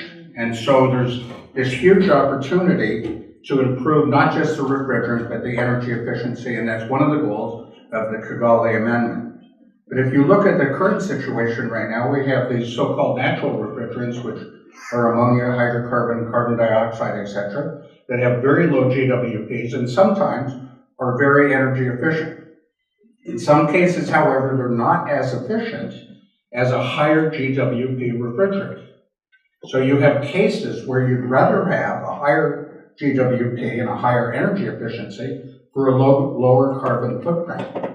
So that's one of the things that the Kigali Amendment forces the technical experts to do, is to go back and say, how do we look at an integrated system of the carbon footprint rather than just the refrigerant? And I'll be getting back to that in a minute. So there are chemicals that have relatively high GWPs compared to natural refrigerants like 32, which is 625, and 152A, which is 138, that might be used as transition substances to achieve high energy efficiency.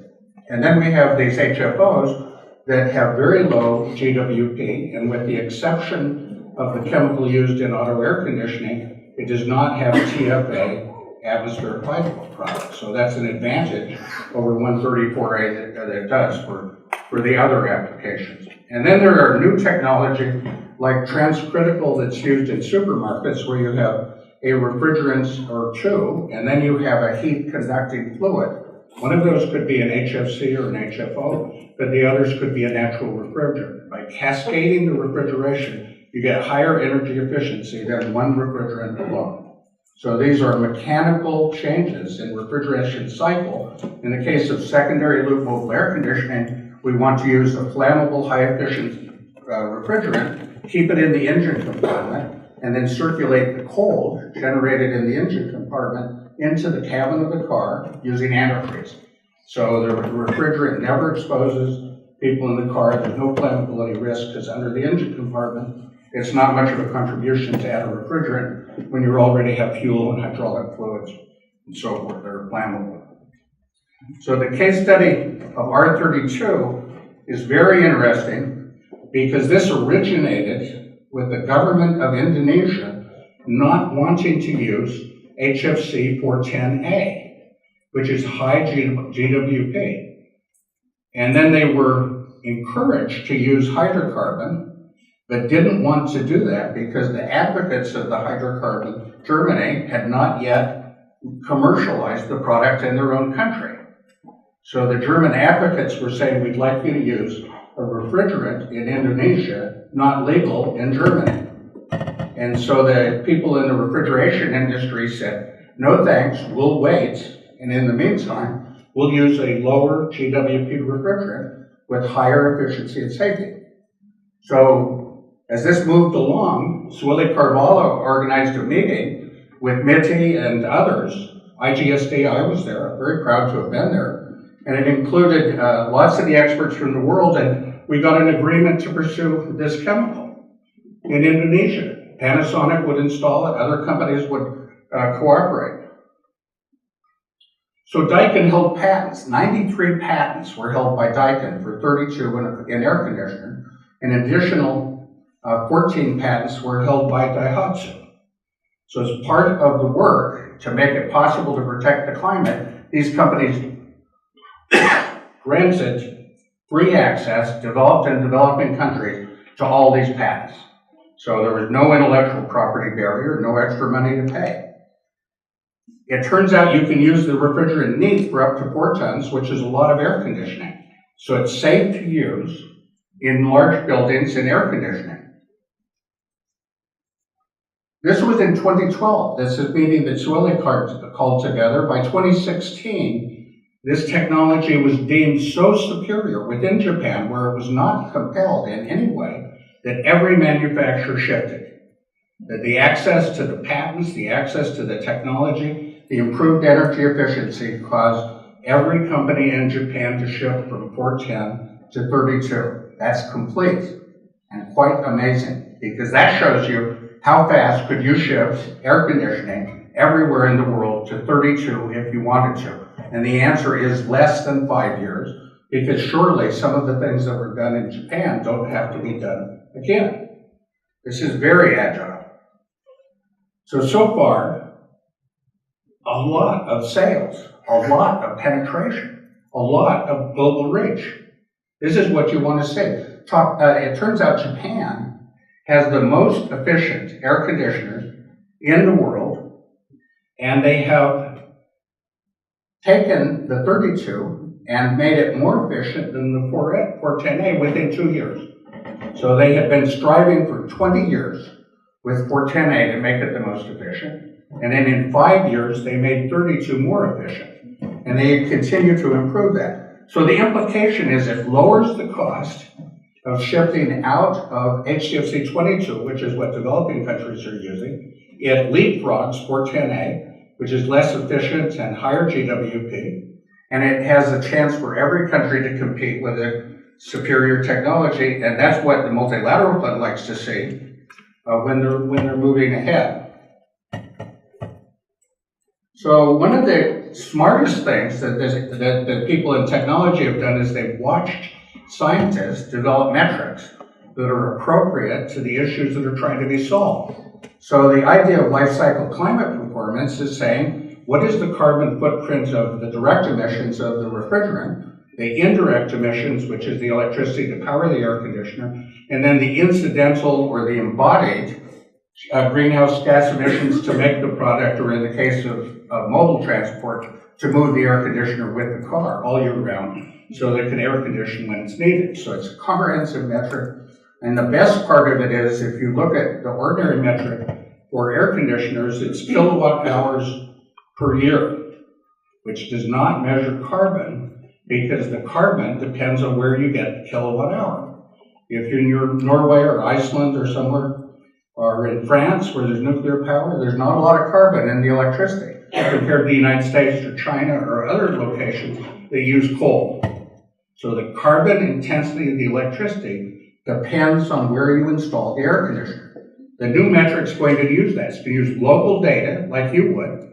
It's going to use the temperature and humidity to figure out the energy efficiency, and then it's going to say where do they get power in that city for that air conditioner, and better still, they'll say at the time of day the air conditioner is being used. That's because at a peak time of day, when the least efficient equipment is generating electricity at the top margin of the curve, that is the most carbon intensive. These are often peaking turbines using high carbon per kilowatt hour. So you'd be able to calculate and say how much value would you get from higher energy efficiency if it were applied worldwide with the circumstances that exist in the places where that goes. So this is very elegant and very fun, and fortunately IGSD is going to be working with Ozone Action to make this kind of modeling available to everyone, and we're going to do it in a way that people can look at it and be sure that it's absolutely well done. And I would urge the scientists to look at it, because I'm absolutely convinced that scientific modeling is far superior to energy modeling, and that the way you folks use the big data is a lot more elegant than the engineers ever have. And so I think there's a crossover where you could have science to technology that would make a big difference. And then finally, I got to tell you, none of us believe that compressor air conditioning is much as a solution, because with a zero GWP refrigerant and high energy efficiency, unless it's coming from solar or wind, it is a lot of carbon. When you have 8 billion people in the world electrifying, incomes going up, expectation of a lifestyle. So we have to find ways to figure out how to live comfortably without these technologies that involve carbon. So there are 85 slides that follow this presentation that go through a lot of detail. And I urge you to take a look at them and ask questions if you'd like. And of course, we're very interested that no one walk off stage. 30-year anniversary, we're all feeling very good about ourselves, great contribution. It is nothing to protect the ozone layer if we don't protect the climate. This will be the weakest memory of a good era if the climate goes down. So I would like all of you to redouble your efforts and to dismiss the frustration of working with policy makers and carry on. These are the kinds of things that we put in these slides that follow up. We tried to describe things that will be provocative and will increase your interest. These are things like your own reports that have lots of origins. So take a look at them, and if there's something that you see that you'd like to participate in, or you have a contribution to make, please contact us. Thanks a lot.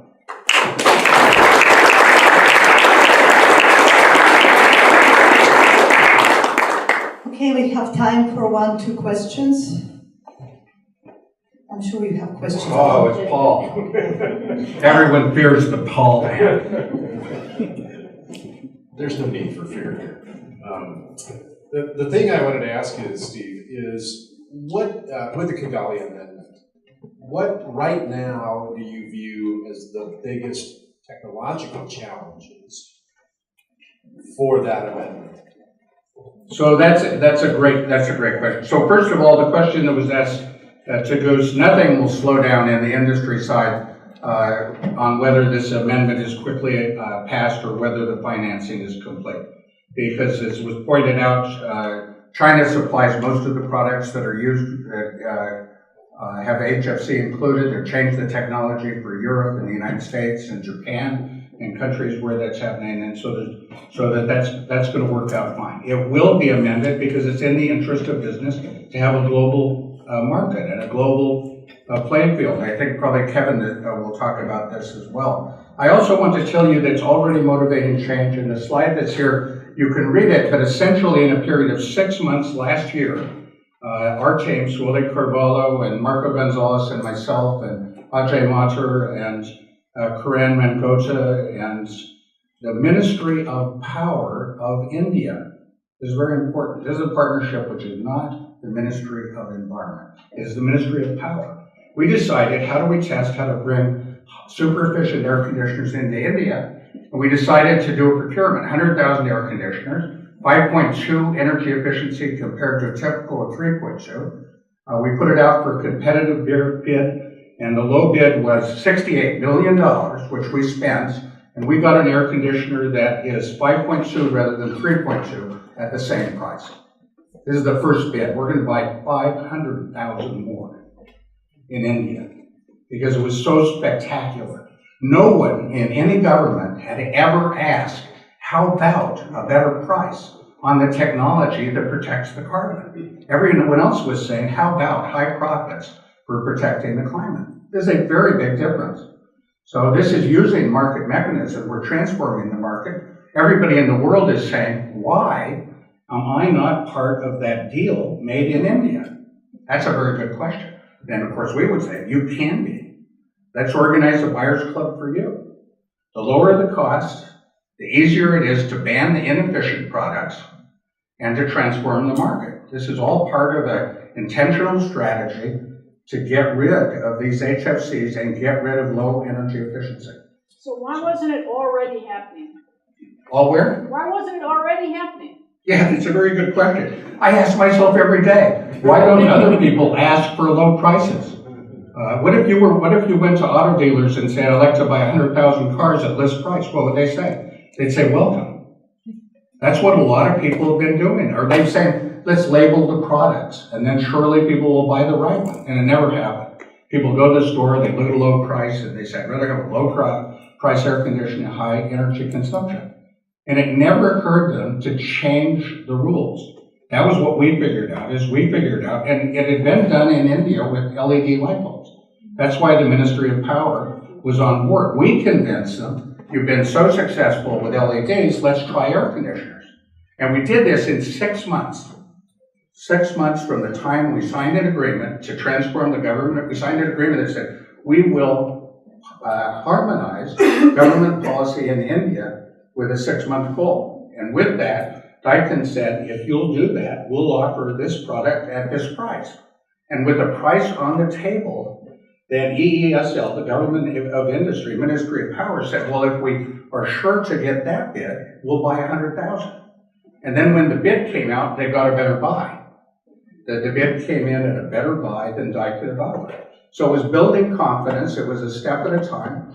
It was a lot of arm twisting and more. All done. Thanks.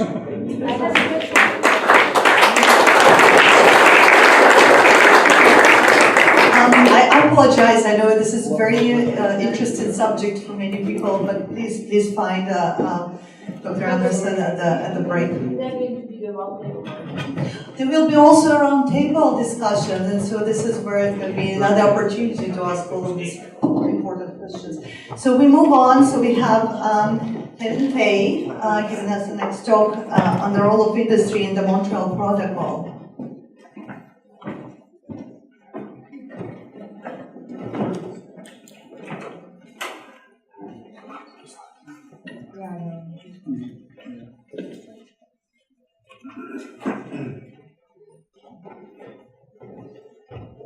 Great, thank you and good morning. It's always a hazard to follow Steve Anderson on either to match his exuberance or to correct his hyperbolic descriptions of success. But success will take and claim. It's a pleasure for me to be here to celebrate the 30th anniversary of the Montreal Protocol and to reflect on industry's role in the unprecedented success of this historic agreement. First, let me also acknowledge the importance of this gathering and the humbling experience of being together with so many of the true scientific heroes of this treaty and its process, as I say, from a humble social scientist or political scientist standing, part-time atmospheric scientist. Much has been written and stated about the success of the Montreal Protocol. The protocol has succeeded in bending atmospheric loading curves, instigating the repair of the Antarctic ozone hole, ensuring technology development and dissemination in a manner that is both environmentally effective and economically feasible, making a significant contribution to the reduction of greenhouse gas emissions before that was in vogue, and now embarking to do it again via the mechanism of the Kigali Amendment, while at the same time again ensuring the availability of these important technologies for both developed and developing economies. A pretty remarkable and incredible legacy. Expectations are high for more achievements to follow. One of the key components of the success is the history of government, industry, and environmental group cooperation. And that is, of course, true, and I believe remains true today. In all the key stages of this treaty, the industry has played critical roles in the analysis and identification of the environmental challenges and objectives, in policy development and implementation, and in development and dissemination of the technological solutions. I was recently asked by a reporter to explain the industry's role, unique role, and attitude on ozone protection and climate change, as compared to other industry groups and other policy debates that have or are occurring in this space.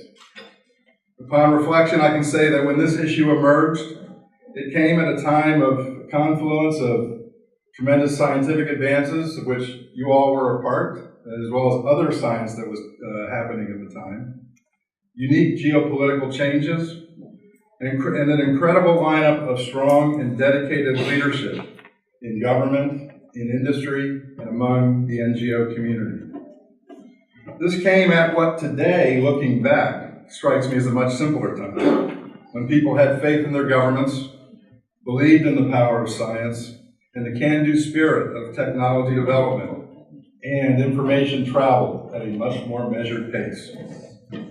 What has followed, what has allowed that to continue into the frenetic pace of life as we know it today, has been the ability of the Montreal Protocol to adjust to today's circumstances, but by and large continued to deliver on its original goal, which was to achieve important environmental objectives while providing a mechanism to ensure the availability of the affected technologies to the global population in an economically sensible manner. Over this 40-year history, there have been many firsts, including many of the scientific developments that led to the identification of the original environmental problem, that impact of chlorine-containing compounds on the Earth's protective ozone layer, the rapid advancement of atmospheric science, and the transition to consideration of the impacts of these technologies and issues on the Earth's climate. The discussion in the late 70s by government officials to unilaterally regulate and eliminate the use of CFC compounds in the United States is what led to the organization of the Alliance. The industry group that I helped organize and that still exists today is now known as the Alliance for Responsible Atmospheric Policy. It was organized as a first ever multi-industry coalition to organize around an environmental policy issue in September of 1980. And you may recall that the environmental policy movement at that time was only really about a decade old, if you think about it. The 70s was a period of rapid developments in the United States, with the passage of the National Environmental Policy Act, the creation of the Environmental Protection Agency, and the President's Council on Environmental Quality, the passage of the first versions of the Clean Air Act, the Clean Water Act, Toxic Substances Control Act. All those laws still exist and form the backbone of the environmental programs that are implemented in our country and have been mirrored now elsewhere around the world. But the Alliance for Responsible CFC Policy, as it was called when it was first organized, was supposed to be a one-time, short-term, ad hoc coalition. Its goal was to disprove what was perceived as the flawed computer theory of ozone depletion from CFCs, and to stop the unwarranted unilateral regulatory process. My, how things change.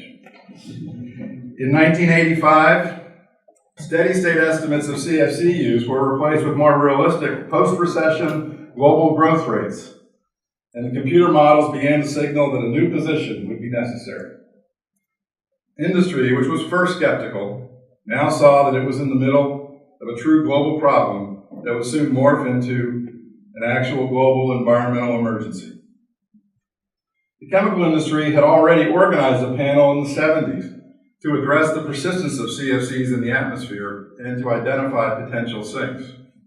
With the publication of the Rowland-Molina theory in '74, that focus shifted and turned to the challenges of the atmospheric chemistry overall. It was the beginning, I think, of many of the firsts associated with the Montreal Protocol process. And as I said, as it turned out, I didn't know it at the time. I was going to law school and working for the air conditioning industry when we created the Alliance. But in retrospect, we learned that it was one of the first, if not the first, multi-industry coalitions organized around an environmental policy issue.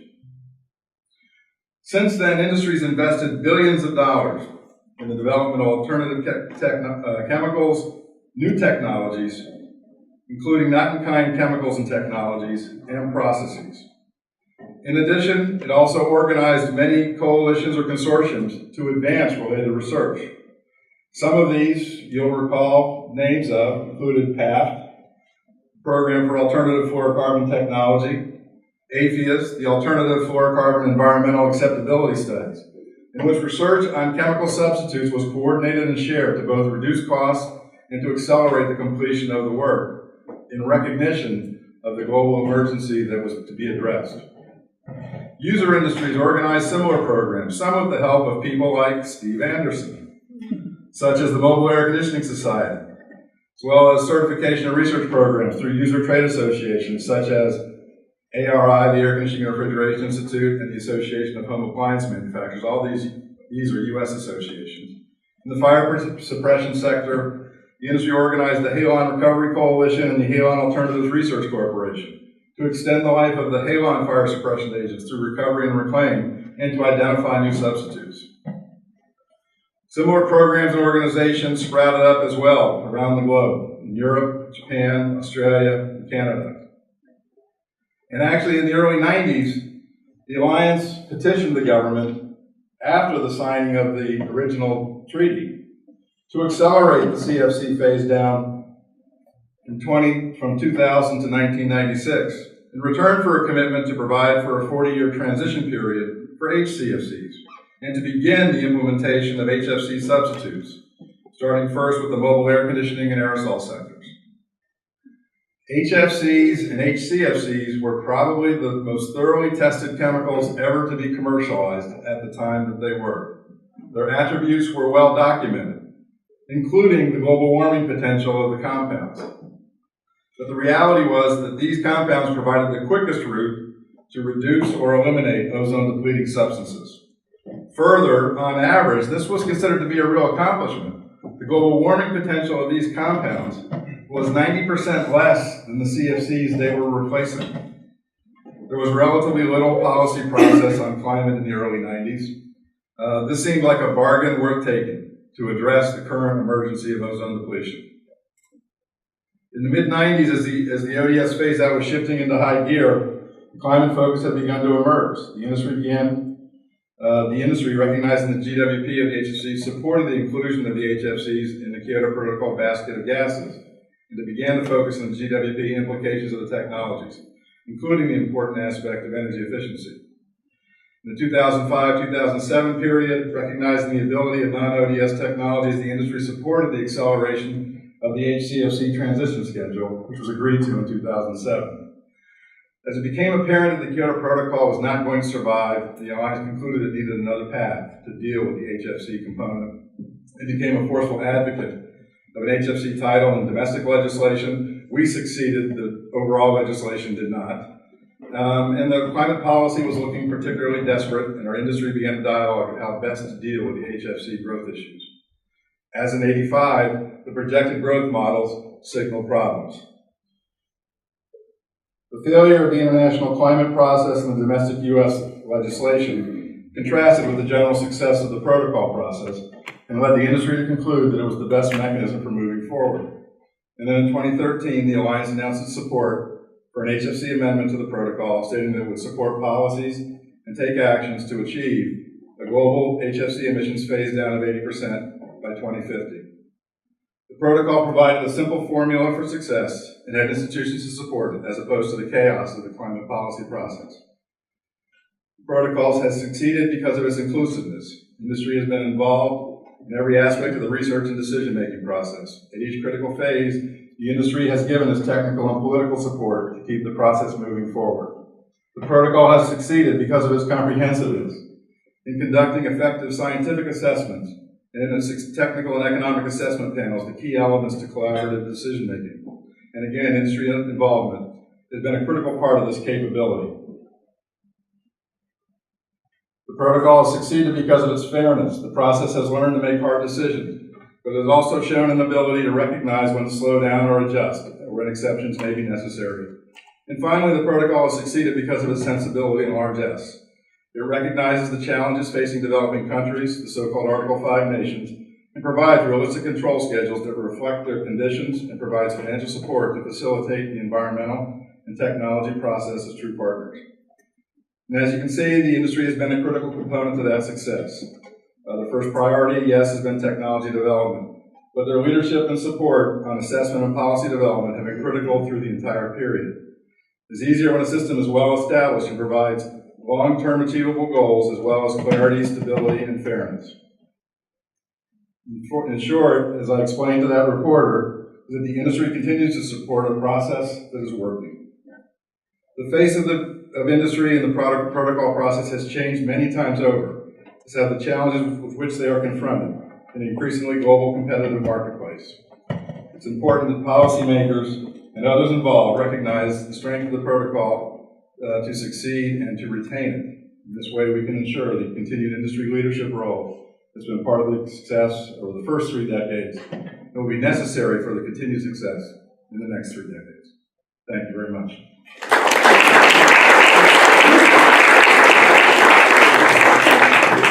Thank you very much. But in the sake of time, we need to move. So we have now a new talk. Dr. Shamila Narabuli will talk about the ozone action.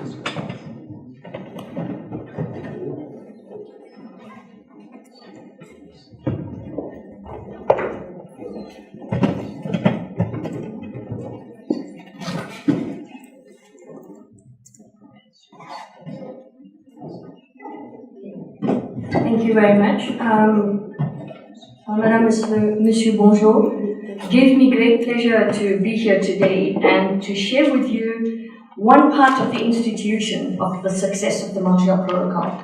We've heard about the success of the Montreal Protocol and the institutions that were put into place.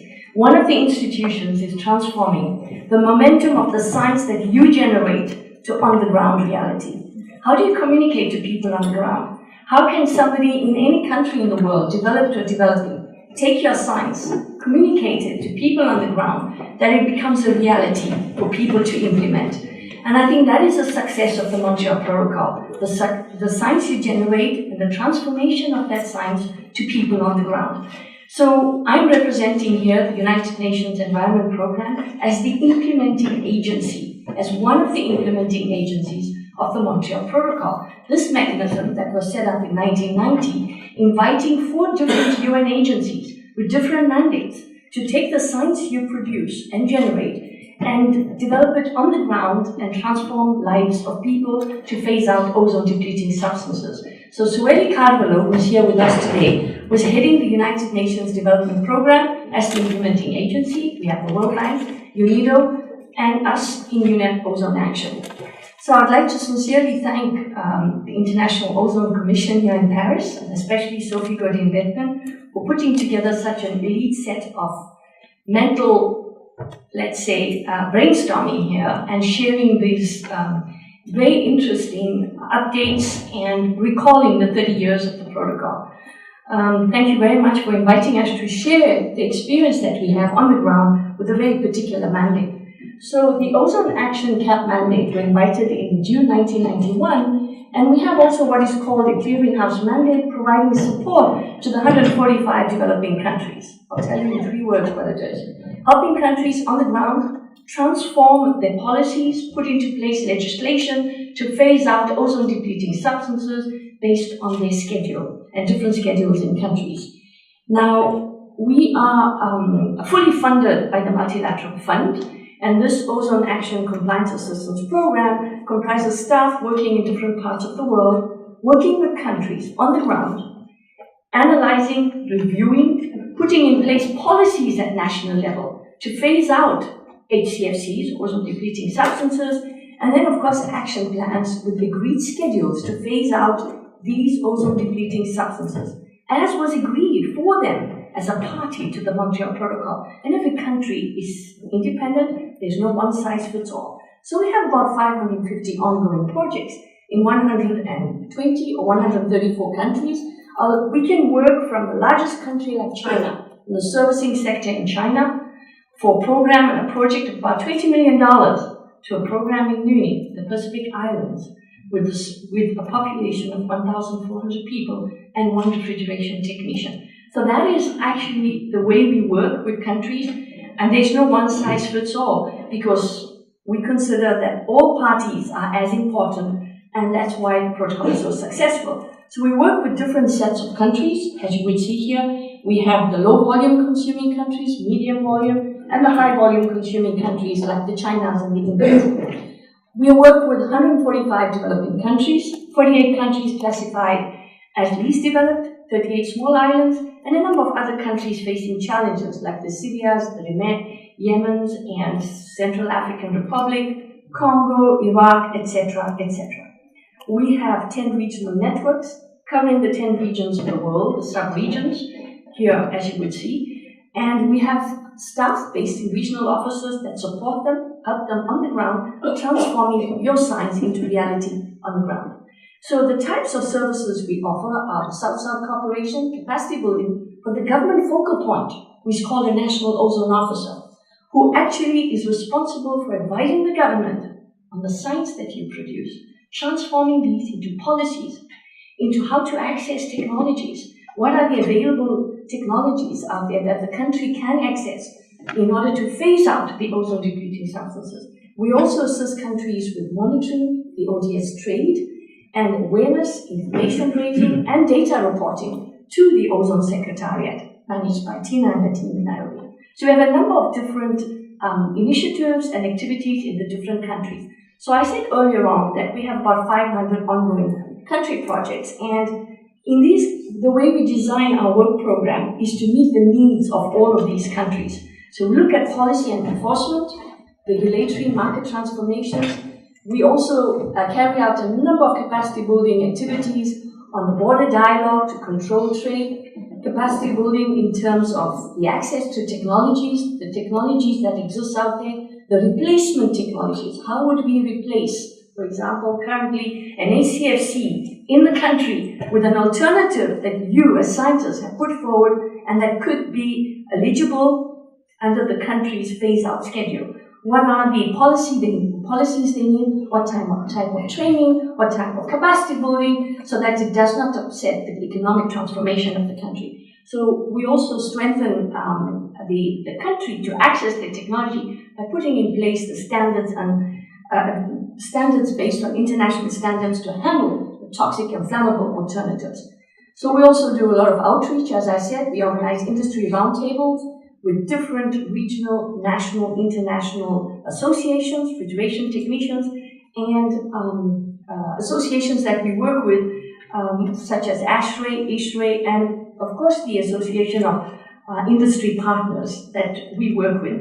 Now, just to give you an idea where we work, you will see the little thumbtacks all over the world in developing countries and different types of projects. Every country can have at least 3 or 4 different technical assistance projects.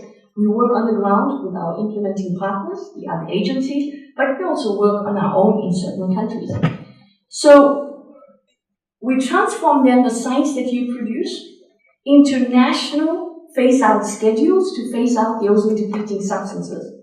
But what you produce in terms of science has to be transformed into national policies.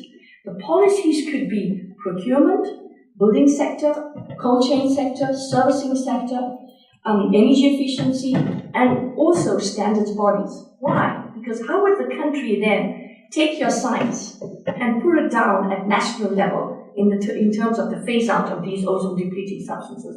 So I grew up in South Africa, and Nelson Mandela always said to us, put a face to science. So how can we put a face to the science that you develop? Let's look at 2 sectors, very important to development today. One of them is the cold chain. One cannot speak of the cold chain without reference to refrigeration, air conditioning technologies. It brings food safely from farms to the markets. But 1/3 of the products today is lost or wasted because of the poor cold chain facility. Without cold chain, we don't have basic health services, no vaccines, no medication. You will not have an operation in a hospital if the air conditioning does not work. So how to safely feed the 7.4 billion people in the world today? That's what your science is serving for today. Not only protecting climate, protecting the ozone layer, contributing to reducing the effects of climate change, but also in providing basic comfort, human comfort today. If one looks at the cold chain in terms of food loss, we have 400 million tons lost a year. Why? Because of the lack of reliable and adequate cold chain facilities. So this is how one would translate the science that you produce, that we as implementing agencies assist to put a face to at national level when countries are phasing out the ozone-depleting substances. Now, we also bring together industry, like the industry that is managed by Kevin, who spoke earlier on. And we try to work with industry and government in understanding the particular technology challenges in these different sectors. For example, the cold chain. Are there significant barriers to access and for market penetration? How would the country adopt specific technology for the cold chain, for supermarkets, commercial refrigeration, etc.? We also work with the servicing sector. This is such an important sector. How could one train technicians to handle the new ODS substances that are available today without having fear of transforming the industry at national level? So we work with all these countries in terms of training, certification of the technicians. We're also looking at the building sector. You cannot build a building today without looking at the cooling capacity of a building. We know that, for example, in India, 70% of the buildings that need to be built in 2030 are not yet there. So it's an important sector, and it's a tremendous opportunity to use the science that you're producing to allow countries have the appropriate cooling capacity with the appropriate choice of refrigerant. we work with a number of different initiatives, world initiatives, associations, like the European Refrigeration Air Conditioning Association on producing a number of training kits for alternative refrigerants. We've just produced an online course on refrigerant literacy online for national ozone officers, one of the focal points in government, and also for technicians. And I would advise you all to sign up and test your literacy on refrigerants. And in this course, you will be able to access the alternative refrigerants, training, domestic refrigeration, market sectors, etc. We've also just produced a new program, which is the refrigerant management for engineers. And this is also available to everybody. All these programs are free of charge. And one example is in putting a face or looking at another facet of ozone-depleting substances is looking at the fishing sector, which has never been looked at before and only recently by the TIA. We have a couple of documents on this under our clearinghouse function. And we've also now produced the most amazing smart apps.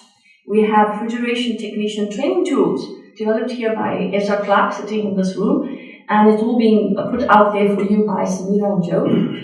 You can access these smart apps on your smart app applications, 2-minute videos, how to do flaring and brazing if you're a technician, how to manage these alternatives which are toxic and flammable.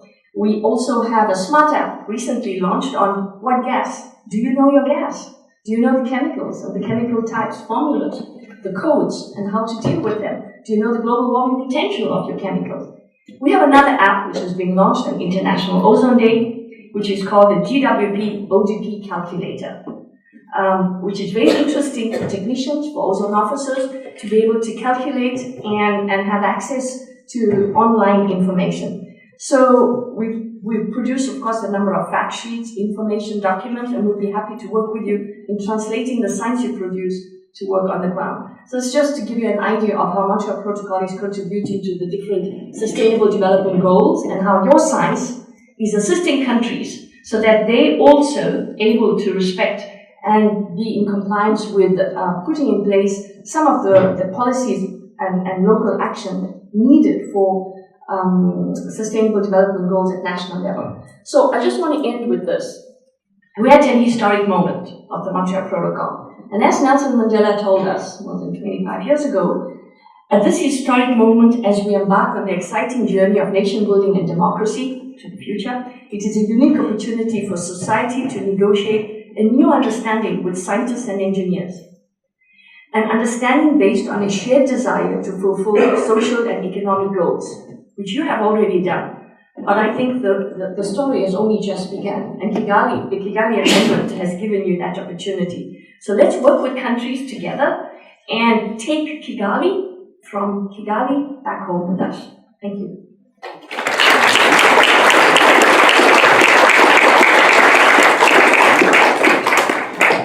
Sorry, we need to move forward, yes. So we have, please find the ozone action, the books there, and ask more questions later on during the lunch break. So we have Jair Brother, which is going to talk about the WMO, World Meteorological Organization.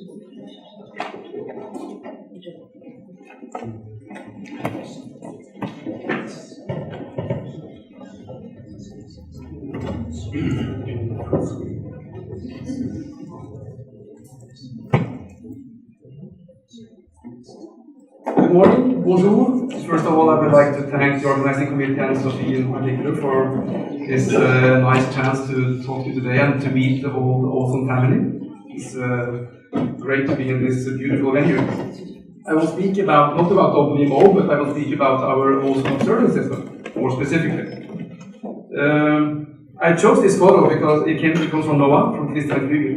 It shows a balloon launch at the South Pole, taken as a time lapse with 100 photos, and you see the rising balloon and ozone launch.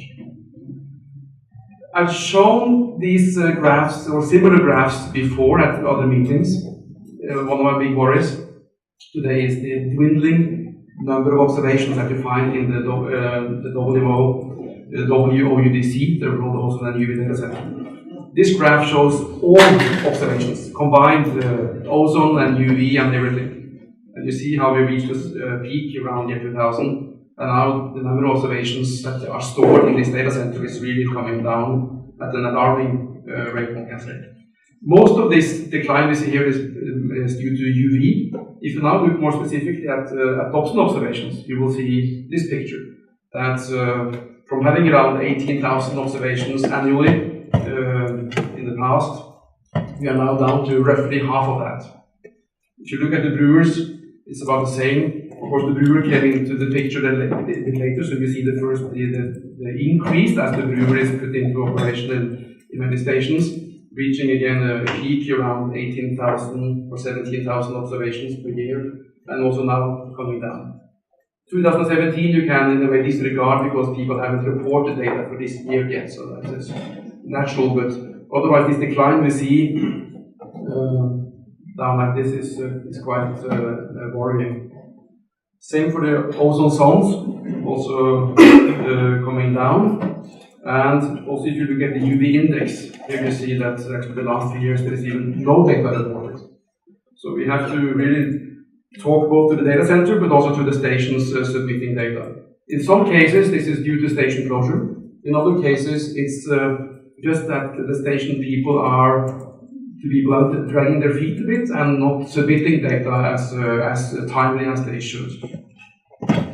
If you now look at calibrations taking place at radio stations, these are calibrations done by the International Ozone Services, the company founded by Ken Lamb and now taken over by Volodya Savastyuk.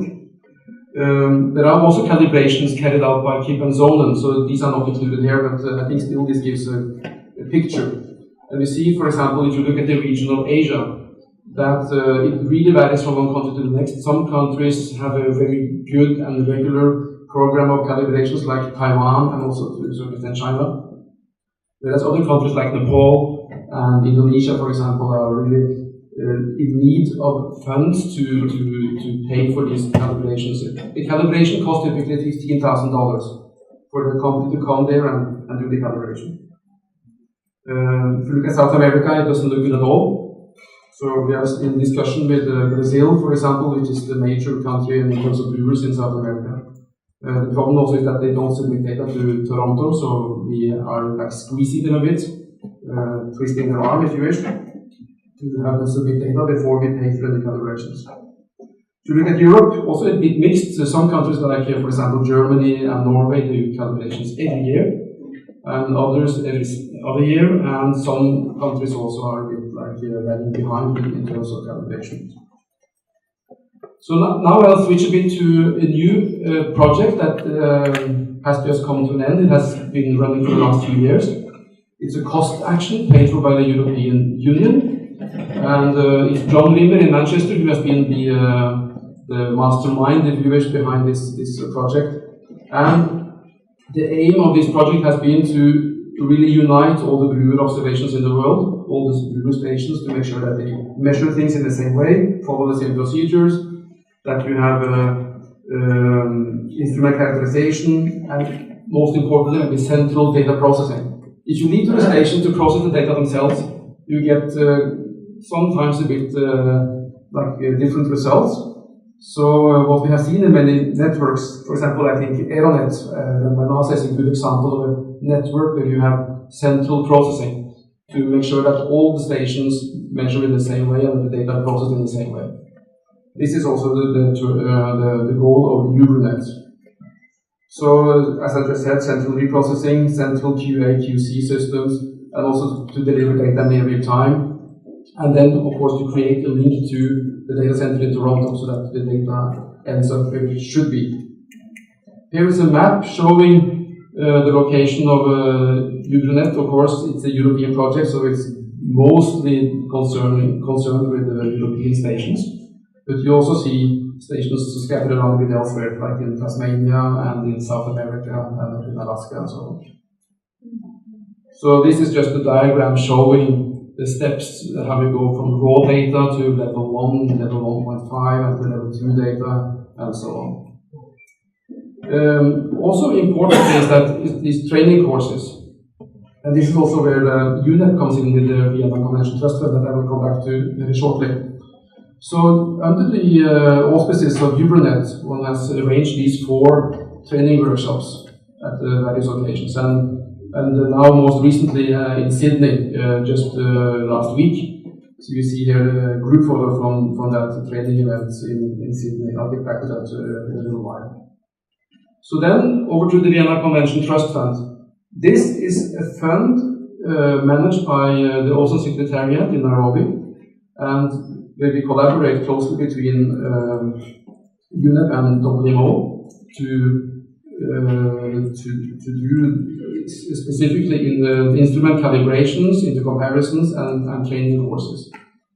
And these are recent activities that we have carried out now the last since 2016 up until now, and also the 3 last ones are upcoming. Altogether, I think the donations amount to something like $300,000 over all these years since this trust fund was established around 2004. And now we have, with all these activities, spent most of that money. So after this last planned campaign for South America early next year, we are left with $12,000 unless there are more donations coming in. So that is also a message to all of you. If you meet like a funding agent, or you meet a politician, or someone who sits on a money bag, please let them know that this trust fund is now at almost zero, and that we need more donations. I had a Swiss a person from the Swiss Met Office, and who is in the international office of the Swiss Met Office, and he promised to look into whether Switzerland could donate some money to this trust fund. So here we see also this was also actually a couple of weeks ago, this Dobson comparison in south of Spain, and involving also Dobson instruments from the northern part of Africa. So, as you all know, the Dobson instrument has been around for a while. It was invented in 1924, so it's almost 100 years old technology, if you wish. And the same with the Brewer, it's a bit more recent, but it's also been around for a good many years. And we see also new instrumentation now becoming available. And one example is the South that has been around since the mid-80s or so. It's used extensively in NDAC and also at other sites. And here you see a table of all the locations where there are South instruments. And we see also a couple of pictures, the old classical South in Spitsbergen, and the new mini South in Rio Gallegos in Argentina. So, for a couple of years, CNRS put a mini South in La Rosa next to the Dobsons and Brewers that we have here. And this is a bit technical figure, but this will be published in this paper I referred to below, the Conrad et al. In preparation. And it shows the improvement when you switch from one set of cross-sections to another. And this is a comparison between South, so what you see on the y-axis is South minus Dobson or Brewer divided by South. It's a percent difference. And you see actually an improvement by introducing these new cross-sections that I will come back to shortly. You also see that when you do temperature corrections of the Dobson data, you also remove a lot of the seasonal cycle that you see in this data. But still, the South is a bit below, and this is described to the fact that the South is not so sensitive to tropospheric ozone.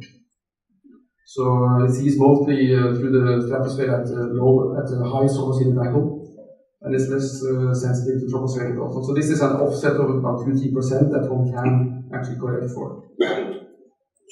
Another instrument that is coming up now is the Pandora, developed at NASA and also now being deployed in Europe, especially by this institute in Innsbruck. There are lots of scientific papers out on Pandora now. You see a couple of examples here that you can check in AMT, atmospheric measurement technology. And there is this website here about the network, the Pandonia network. This is the classical Pandora you see here in Tenerife, and this is the new development, Pandora 2S, that you see in Innsbruck. So both this South and this Pandora, I think we will see more of that in the near future.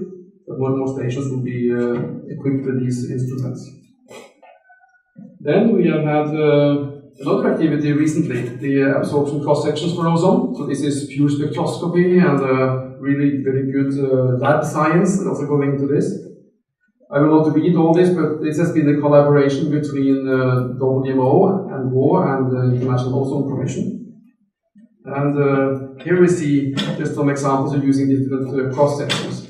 How, when you use the new cross-section from the University of Bremen in John Burroughs group, and this was lab work done by Anna Seretychenko and Viktor Gorshchev, you see how you get the better agreement between the various Dobson line wavelength pairs and the viewers and so on.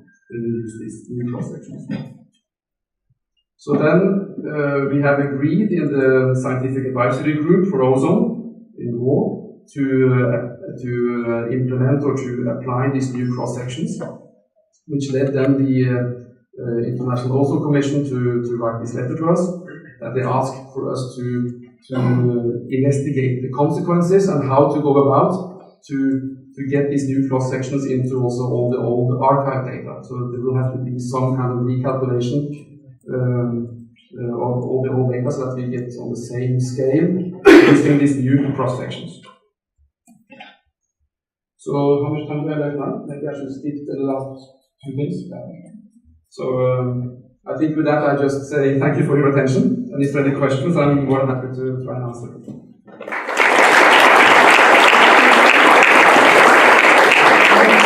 Yes, we have time for 1-2 questions. Yes. Okay.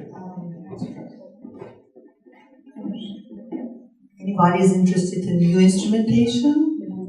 Or ground-based measurements at all?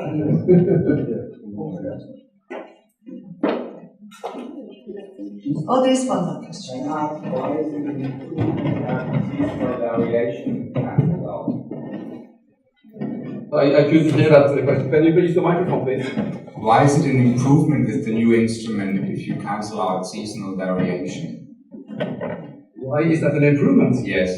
I mean, you don't want to have a season. If you compare two instruments and you have a seasonal variation, I mean, that is of course an unwanted thing. You would like to have these two instruments show the same thing independent of the season.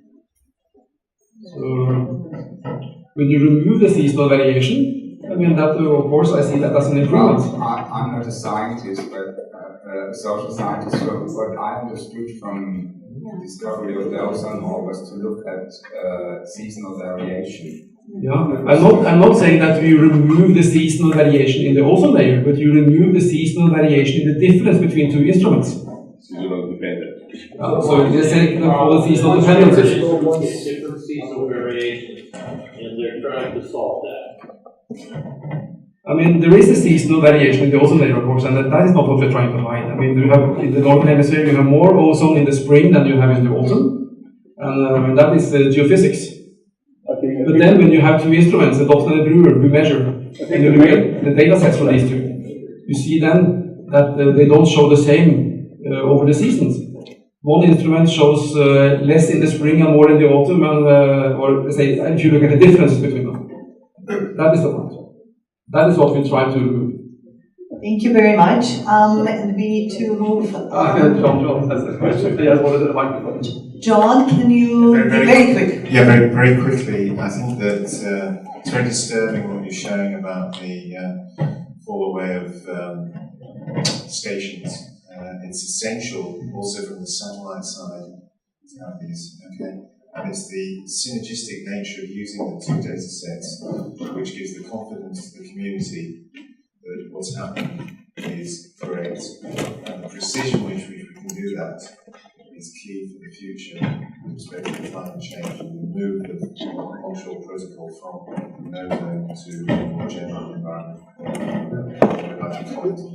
As a reply to that, John, like I showed you this map that I didn't have time to show now, but this is the number of stations used for the multisensory analysis carried out at KNMI, using ground-based data from about 90 stations, high-quality stations, picked out by Vitaly Fyodotov in Canada, that they use to correct the satellite data to create this multisensory analysis that goes back to 1970. So it shows the importance of having a healthy and well-functioning ground-based network.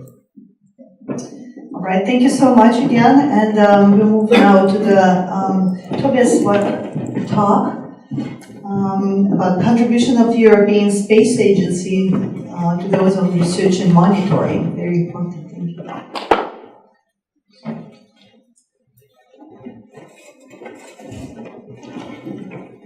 Well, thank you very much for inviting me here today.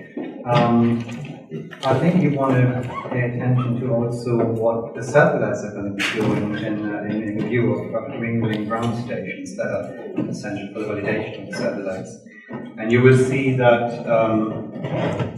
the future, well, the glorious past we have done with that is what comes to stratospheric profiling. And the future is a little less favorable in that sense. However, there is something.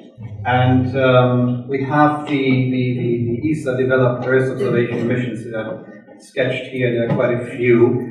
We have these the 3 lines of program: the science program, which is the Earth observation, the Earth Explorer missions.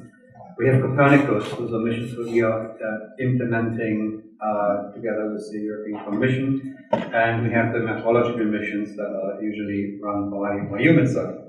What's missing here on this sketch, of course, is the start of the program, the Earth observation programs ERS-1 and 2, and most and foremost with ENVISAT. So the Earth the Earth observation missions of ESA that are relevant to ozone monitoring here are given that is, of course, GOME and ENVISAT in the past, and I think we'll go quickly through it because John has addressed this already yesterday in quite some extent. And in the future, we have the Copernicus probe and the Sentinel 455P in particular, and we also are lucky enough to have, going to have Altius.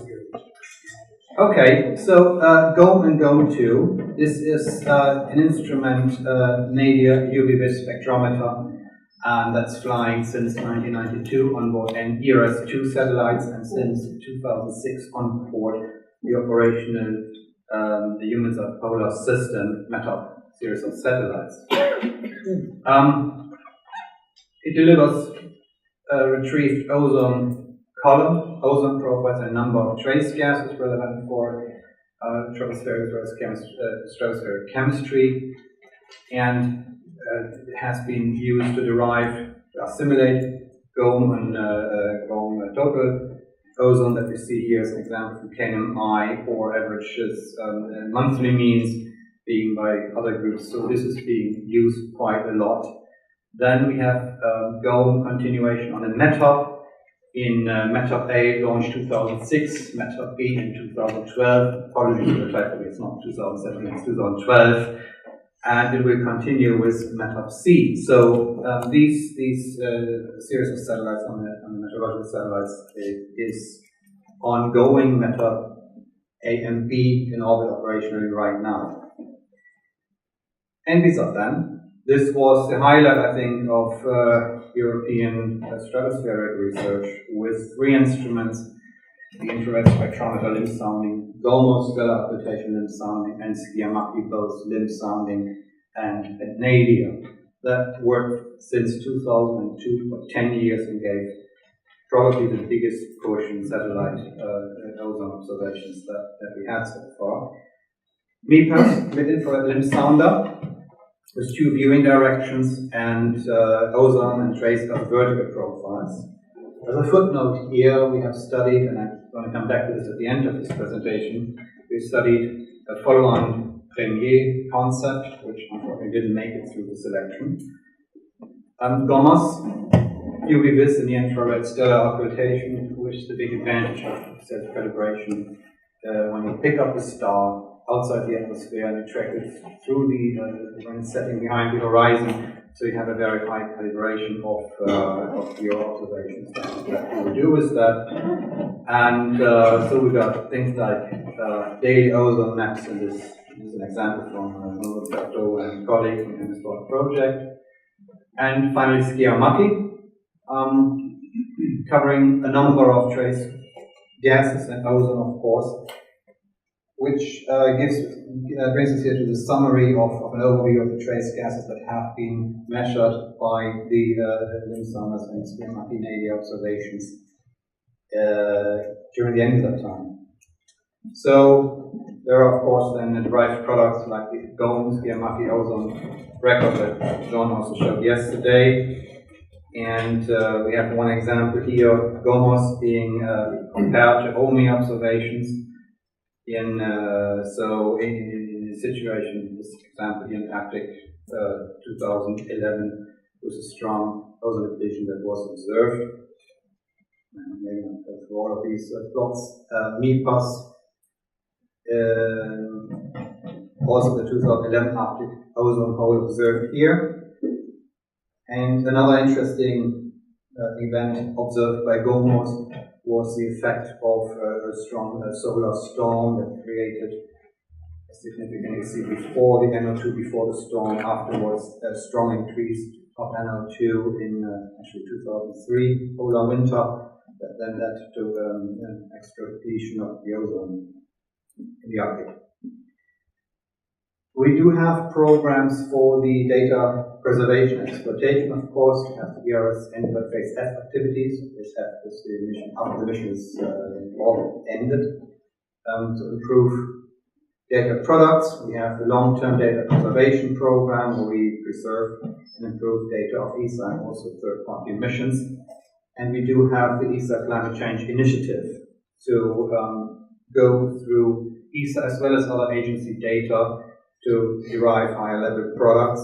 And this is a program that started in 2010 for 6 years with a budget of 90 million. And it's continuing now in 2018 with the CCI Plus program. And for example, one of the projects is at Ozone, CCI, where various total ozone products have been developed. And you see, for example, limb ozone profiles have been developed from ESA as well as other as satellites. Listed here, for example, MLS also included. Another CCI example here is MI, over a monthly zone meter 35 kilometer latitude derived here, or combined GOMS, Yamati, GOM2, OMI products showing the multi-year development of the ozone total. The future missions we have to talk about, in particular in the context of Copernicus, Sentinel-5, P5, and 4, Altius, and the not selected mission Emily.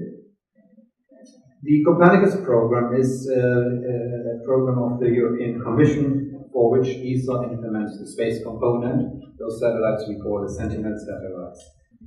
And related to atmospheric composition is Sentinel-4, 5P, and 5. Sentinel-5P is the satellite that is being joined together with the Netherlands.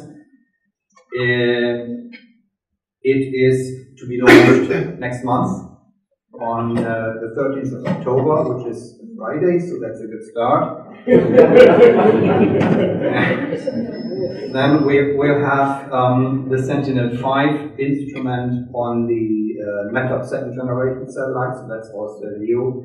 And this is an instrument that will fly on the whole series of METOP second generation satellites. Likewise, Sentinel-4 geostationary on MTG, Meteosat third generation satellite, to be launched in 22. And again, this is a long time data set that we can expect from these observations, which is a really nice thing about it. Okay, maybe I don't go through all the details of the instruments, but basically the instruments are on Sentinel-5P, the top OMI instrument, UV vis, near-infrared, short infrared touch group, rating spectrometer, and the objective is air quality, ozone surface, UV climate. And the main targets in the 4 and 5 similar. One of the main targets is air quality, and of course it is not as powerful for ozone stratospheric profiles as an instrument on what NBSAT used to be. The evolution of footprint sizes is relevant for air quality. A colleague of mine really has prepared this for conference last year in Prague, in part of the center here, sorry, not Paris. So GOM2 footprint looks like this, and then you see as it evolves, it goes smaller and smaller, and then Sentinel-4, 5P would have a much smaller footprint, and this is of course targeting the air quality and very relevant for that purpose. Now we do have something on IMSAN, which is Altius. This is a program, or this is a very small satellite, Ober class, UV visible infrared spectral imager that's being proposed by Belgium, and we implement this for Belgium in cooperation with them. It's a limb scattering solar and stellar occultation instrument with stratospheric ozone profiles and compression product, as well as a couple of trace gases. The nice thing about Altius is that you got a 2D imaging of the limb. So if you do a stellar occultation, you look on your star and you see the limb coming into your field of view. Similar to GOMOS, you have this self-calibrating advantage here. And a sampling could look like this. So you have during the day the scattered limb observation. You have then a solar occultation in the when the sun sets, and you have stellar occultations in the night. So this is hopefully give us some good, well-calibrated references in the future with the launch date 2020-ish. We've talked about launch dates a couple of years ago, which should add the ish. Then last mission I'd like to mention, even though it has not been selected for implementation, is Premier. This is the limb sounding. It is two instruments, infrared as well as a microwave payload that would have gone into a loose convoy with metal. So metal, we have things like Sentinel-5, EASI and other relevant instruments. And this would add the limb component. It would go like this. We have the infrared limb size, which is significantly improved over MIPAS in terms of spatial resolution. Much higher spatial resolution. There is hope, it's being studied right now, to do also a much better job on getting grip on clouds and aerosols, because of mainly because of the resolution. And there was a STEAMA instrument that was a Swedish contribution in the millimeter. Has not been selected, even though it went through phase 0, went through phase A. It was very well rated by the assessment panels, but it's in competition to other missions. So unfortunately, it got not selected. However, I would really like to encourage the community to think about resubmitting something like this. It will be complementary to Altius. Wouldn't replace it. I don't see it with a complement. It's a very different instrument. The call for Explorer 10 mission proposals, which is mission ideas rather, is expected to come out within a matter of a few days from today. So please watch this, and with that I would like really to thank you, and please consider submitting relevant proposals. Thank you very much.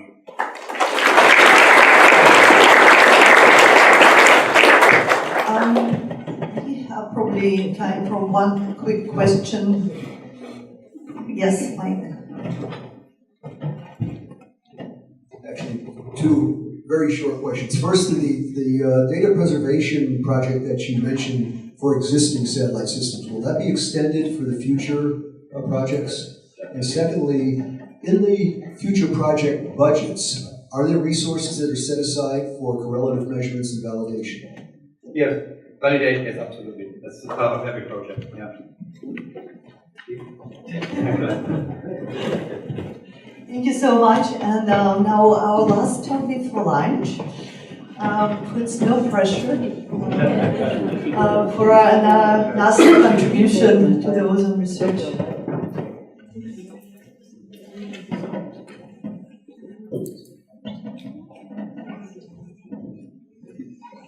And this is Dr. Ken Jackson. So, good, I guess it's afternoon now, so good afternoon. For those of you in this crowd who've been around long enough to know that I am the new Mike Carrillo. I've been in this job almost 10 years now, but with a lot of gray beards I see around here, I guess I'm still the new Mike Carrillo. But I actually interacted with Mike quite a bit through my past life, because all the things I'm going to talk about, I've actually, in some way or another, dabbled in or touched in or was deeply involved in through my prior career, and much of it is thanks to Mike, because he funded a lot of what I did. One of my current jobs is now the program scientist for the Aura satellite, and I did a lot of the Cal-Val observations from altitude balloons for the Aura satellite. So being the program scientist now is actually quite an honor. So I actually had quite an advantage for this talk, because I was going after all these people who actually talked in detail about the activities that NASA's involved in. So I'm not going to talk about a lot of that other than pointing out what we do. And I'm going to say what we do mostly to have it as a setup for where we think we may go in the future. So obviously some of the key stuff that NASA has done through the years, and you have heard about that from talks earlier, is our ozone observations from space. So the UV backscatter observations that you heard from PK and Rich talk about that, and John Burroughs actually talked about that some as well from the European side, as well as the limb sounding. We heard Michelle Santis talk from both of the MLS observations on URs and Aura. Those were key observations, part of the reason why NASA's in this game to begin with. NASA has for a long time been a key supporter of ground-based networks. And I pointed out three in particular here. There's NDAC, which, as Mike talked about, was one of the founding fathers of that. That's something that NASA continues to support from the US side, along with NOAA. There's the A-Gauge network. We heard Stefan Reimann talk about the Swiss. He's part of the Swiss contribution to the global A-Gauge network. NASA has been a founder from that for over 35 years now. So this has been going on a long time. And it's got a number of international partners now. It's a key thing. As well as the Shadow's ozone sonde network. These are the types of things that we continue doing. We still support aircraft observations. It's not at the level we used to do it. There's a lot of reasons for that. I'll talk about some of that at the end, but it's something that we continue to do. We continue to support laboratory kinetics, in particular the kinetics assessment panel. You heard Jim Burkholder talk about that earlier. One thing I should point out here as well is NASA for the last 15 years or so has been the supporter of the Hydran database from molecular spectroscopy. That we took that over when the Air Force stepped away from that, supporting that funding. And that's something that's critical for basically everything that we do, that Europe does, that Asia does. And that's a facility that kind of needs to get done, and NASA has picked up that ball and we continue to do so. And obviously, the most key thing is we get all these data for science, and you need to analyze the data to improve our understanding. Without that, all of this is a waste of time. So we continue to support a lot of data analysis programs. So this is a chart. You always have to have some pretty picture from NASA showing lots of satellites.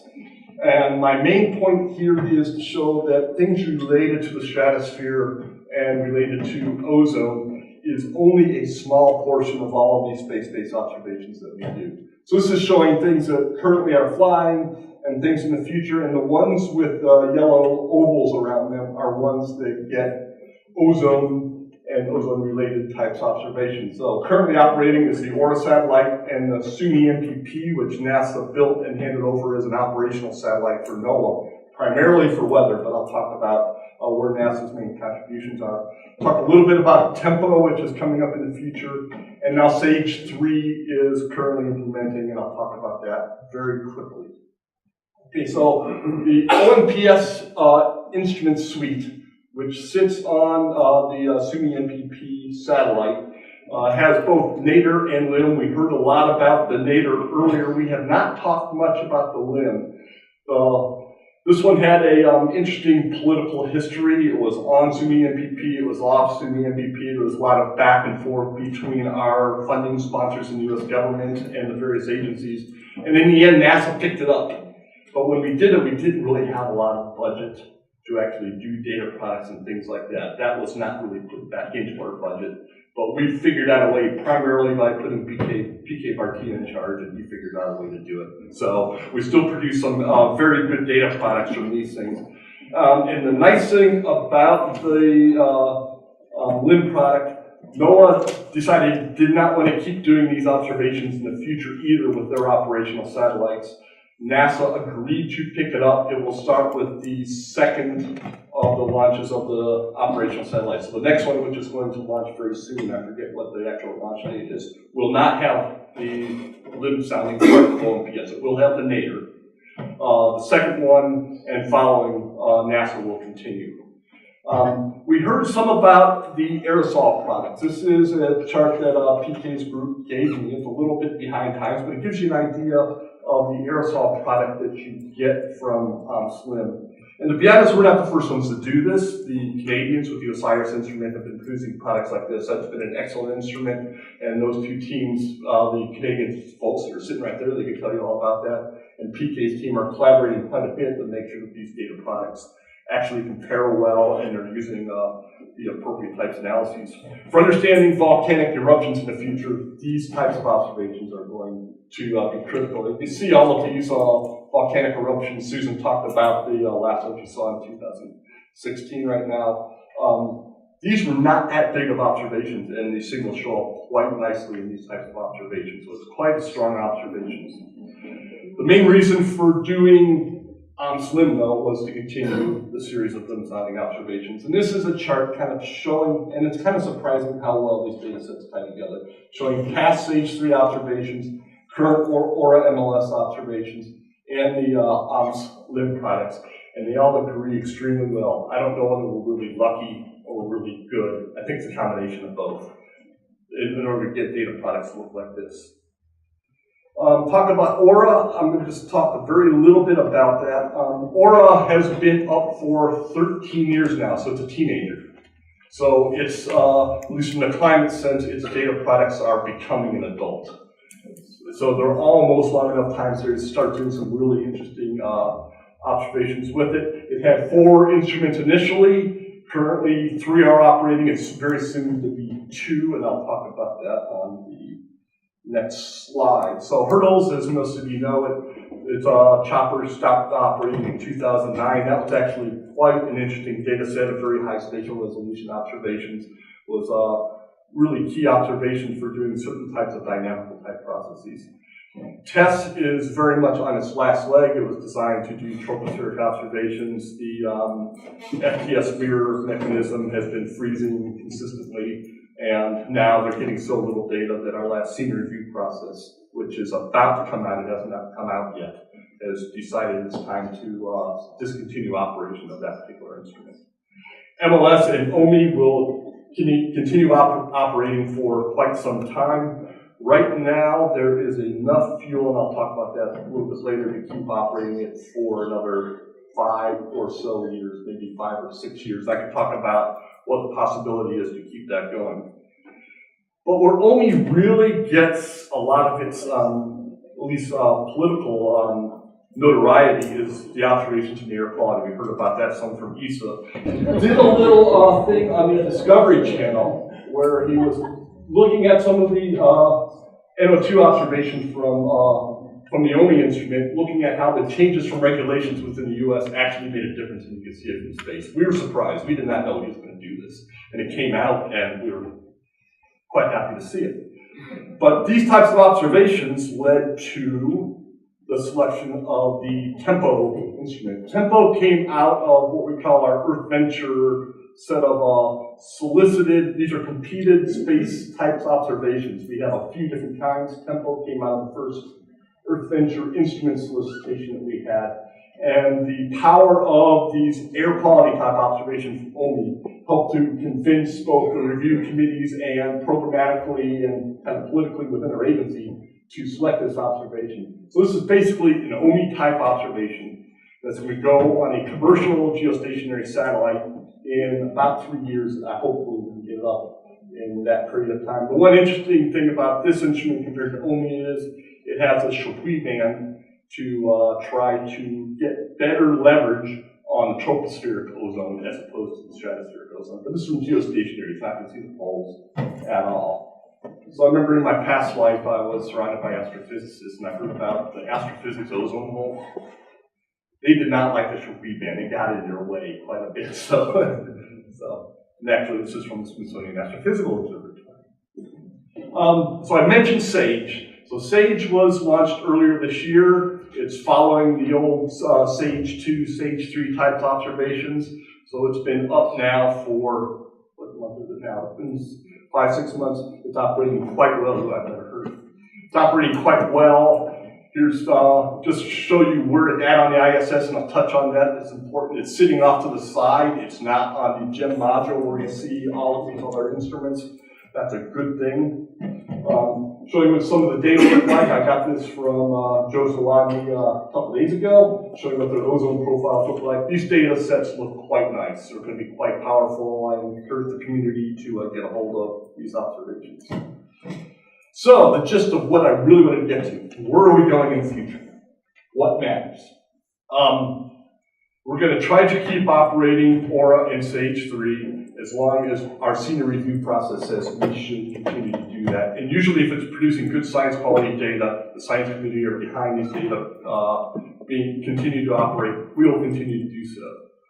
Aura in probably early 2023 would run out of the available fuel it has that's still required to keep it to deorbit safely. There's certain requirements on that. If we wish to stop using fuel to keep it in its current orbit, we could let it drift. There will be a lot of engineers reviewing that and decide whether we can continue to do that. I think from the MLS point of view, keeping MLS going will probably be enough justification in my opinion, but there will be a little bit of a fight to keep that going, just because the agency doesn't like to do that all that often. Stage 3, it's on the ISS. The I is for international. There's a lot of international partners that want to put instruments up there as well. I don't know how long it's going to be able to stay in its current location, but it's on a spot that's not high demand. So hopefully it doesn't get kicked off. NASA is committed to continuing the LIM portion of the OMS on the NOAA JPSS satellites. As it said earlier, it will be on JPSS-2, which will probably go in about 40 years. And as you heard from Isa as well, we're kind of in the same boat. We do not have any future planned observations for things like what MLS does, particularly for things like HCl, N2O, methane, water vapor, I should have mentioned there as well. There's only 2 real opportunities to try to get these operations up. I mentioned TEMPO, that came through the Earth Interest solicitation. Could do that. People have tried it in the past. None of them have been selected. And part of that is doing observations that require longer time periods are hard to get through that box because the budget is limited for those particular solicitations. So nothing has been selected. We have the next NASA Earth Science Decadal Survey is being prepared right now. It's due to be released in probably a few months. My guess is the way the committees are set up for that, they're not going to recommend these types of observations in the future. That's my feeling that I get. I don't know that for sure. Non-space observations, NASA is pretty much committed to continue its ground-based observations. If NASA pulls out of that, I think it would open the floodgates for a lot of other people to do the same. That's not something we want to see. These observations are important. We're going to keep those going. And there's one major caveat to everything I said. We have a draining swamp where I work, and they may have different ideas as to what our budget will be in the future. Right now, our budget looks okay, assuming the Senate gets its way, but I don't know what it's going to be in the future, and no one does right now, really. So if you can ask me all the questions, I'll say, I don't know. So that's it. Thank you.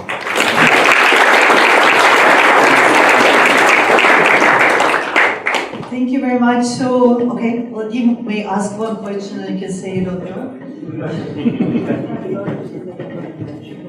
It's not about the budget. A lot of the science is really the lower stratosphere these days, and the need to observe basically ozone, water vapor, temperature, dynamics, high resolution information. Agreed. I mean, Hertz was there, Hertz didn't really function very well. Yeah. Is you or ESA kind of thinking of putting more emphasis on this? And then a second related question. The Europeans have been doing something very well. That's putting instrument on commercial aircraft. which fly about a third of the time in the lower stratosphere, of course also in the upper troposphere. The US has never done that. And now NASA has an A at the end. It's not only space, it's also aeronautics. So my question is, have you been ever thinking to work with airline companies to try to put instrumentation on board airplanes? NOAA has been thinking about that more often than NASA has. I can talk to you offline as to what the legal hurdles have been for that, at least from the US side, because they've run into a lot of roadblocks in trying to do that. But from observations in UTLS, I mentioned the aircraft observations. I didn't really get to it at the end. One of our Earth Venture programs is a suborbital component on that. And in the first round of that, we actually selected an investigation called ATREX, which operated on NASA Global Hawks, which Paul was a part of.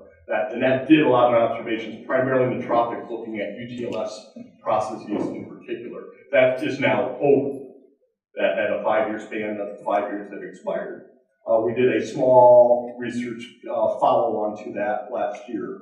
Right now, there are no plans in the future unless the next round of the Earth Venture suborbital, where most of the suborbital money is now, there's not as much available to the research program to continue those types of science investigations. So you're competing against all the other areas in our science when you're doing that. So the budget should increase rather than to do everything that people would like us to do, about double our budget would be easily taken advantage of. All right, thank you so much. We have to thank every speaker.